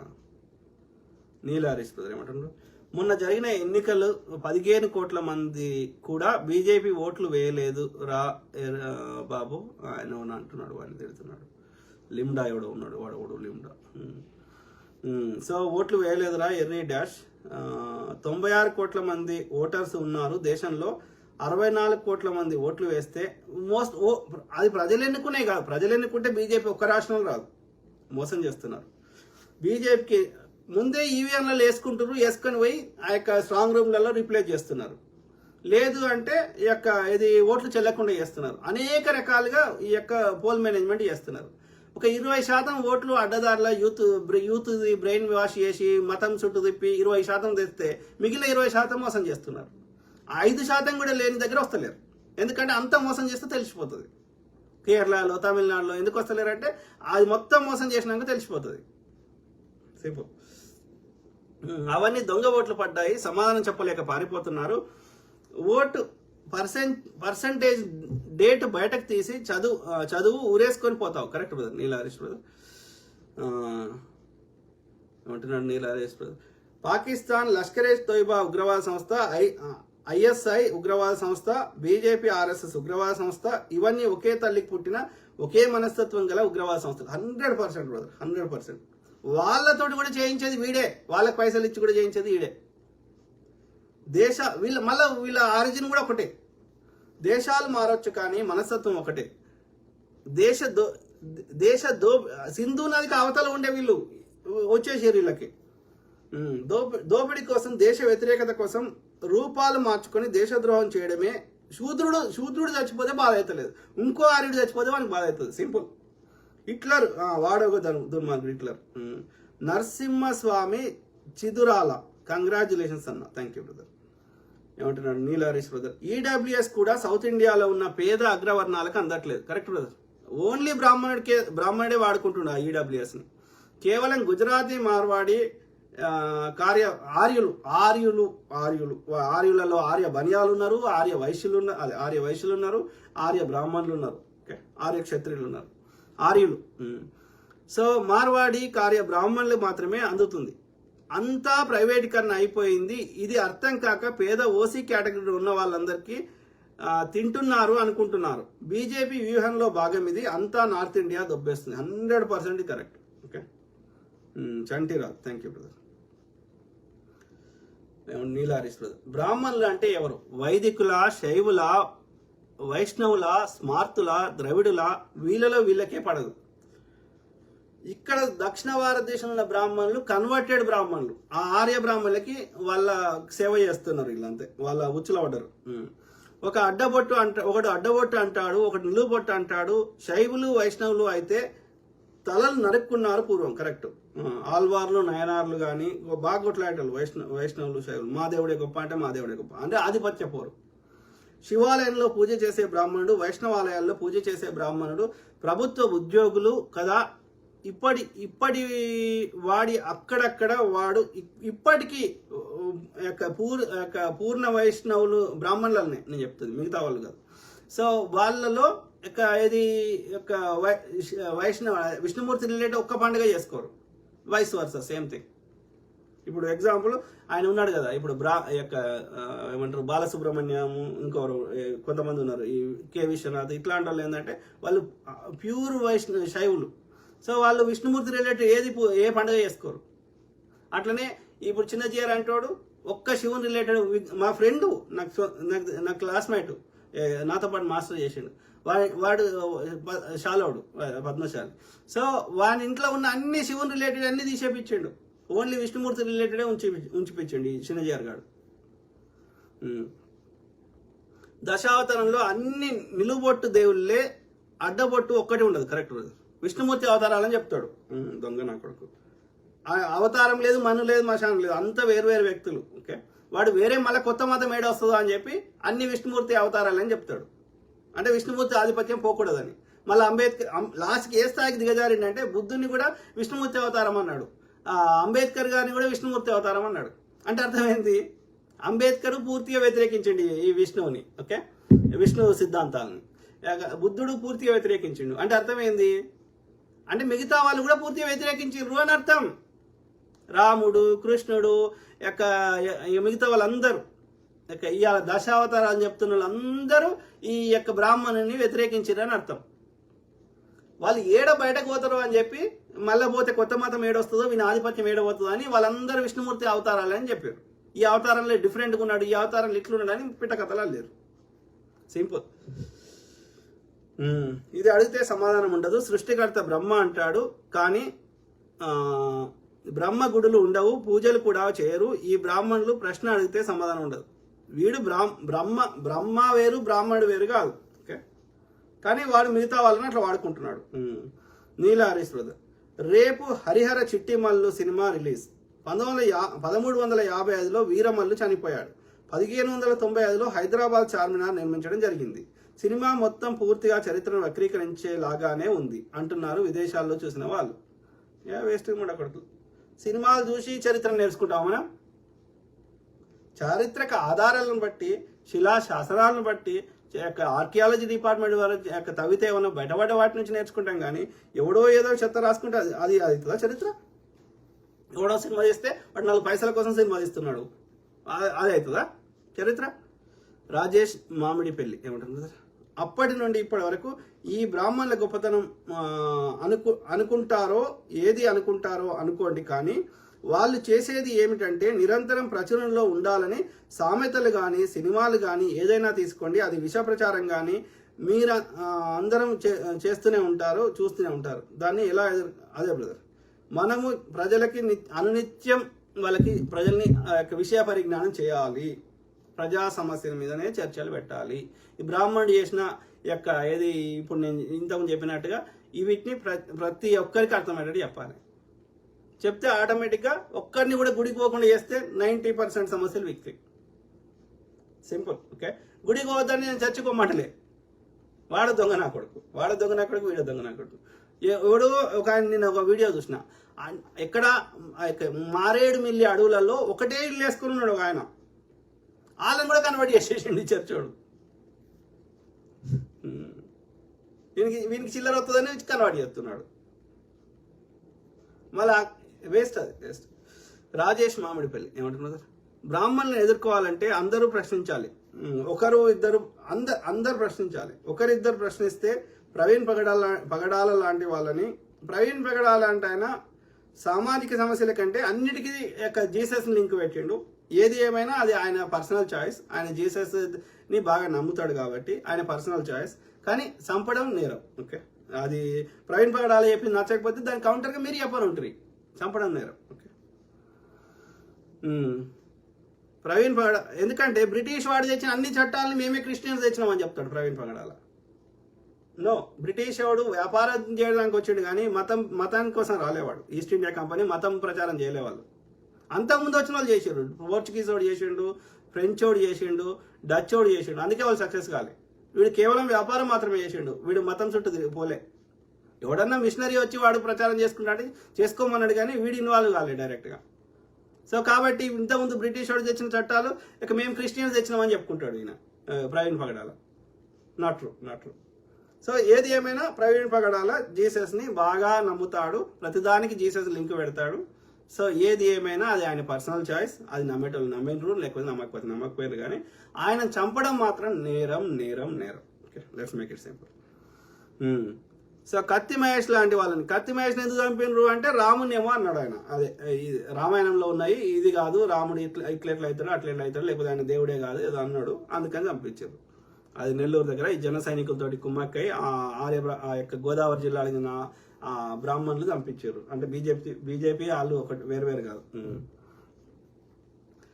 ఇది లాంటి వాళ్ళని చంపుతారు. అందరూ ప్రశ్నిస్తే వాళ్ళకి వేరే గతి ఉండదు, అందరూ గ్రహించాలి. ఇది విషయం తెలిసిన వాళ్ళు సైలెంట్ గా ఉండొద్దు, వీలైనంత విధాలుగా కామెంట్లు కానీ వీడియోలు కానీ చెప్తూనే ఉండాలి, ప్రశ్నిస్తారు. Correct brother.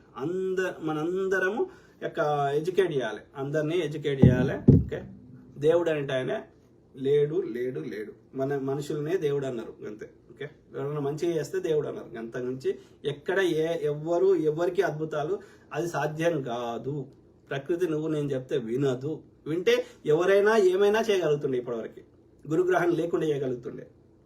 ఇంకేమేమో ఉట్టినే ఇక్కడ కళ్ళు మూసుకుంటే మనం మార్స్లో తేలేటోళ్ళం. అర్థమైందా? మనకు అంత శక్తి ఉంటే లేదయ్యా, మనకి లేనే లేదు. It's impossible.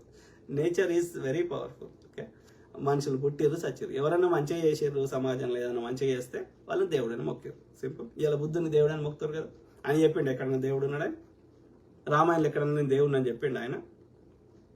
సో కాబట్టి అందరూ మనుషులే. అద్భుతాలు సాధ్యం కాదు. ఎవడని చెప్తుండంటే నాకు చిల్లర కోసం చెప్తుంటాడు. పాస్టర్ అయినా సరే అంతే, పూజారి అయినా సరే అంతే. అఖిల్ గుడ్ అన్న. Thank you to all my brothers, sisters, friends, everyone. Okay, ప్రతి అంశం మీద అవగాహన చేస్తా, అట్లనే మీ తరఫున వాయిస్ ఇస్తా. ఓకే, మనందరం ప్రశ్నిద్దాం. ఓకే, ప్రజల్ని చైతన్యం చేద్దాం. ఓకే, ఇంకా చూడండి మీరు రాను ఇంకో 50 ఏళ్ళ తర్వాత అందరు నాస్తికులు అయిపోతారు. చూడండి, అంటే నాస్తికులు అవడం అంటే అదొక సిద్ధాంతం కాదు, అది వాస్తవాన్ని గ్రహించడం, నిజంలో బతకడం. Simple. Okay, so I keep talking, మాట్లాడుతూనే ఉంటా. God bless all, take care and have good night.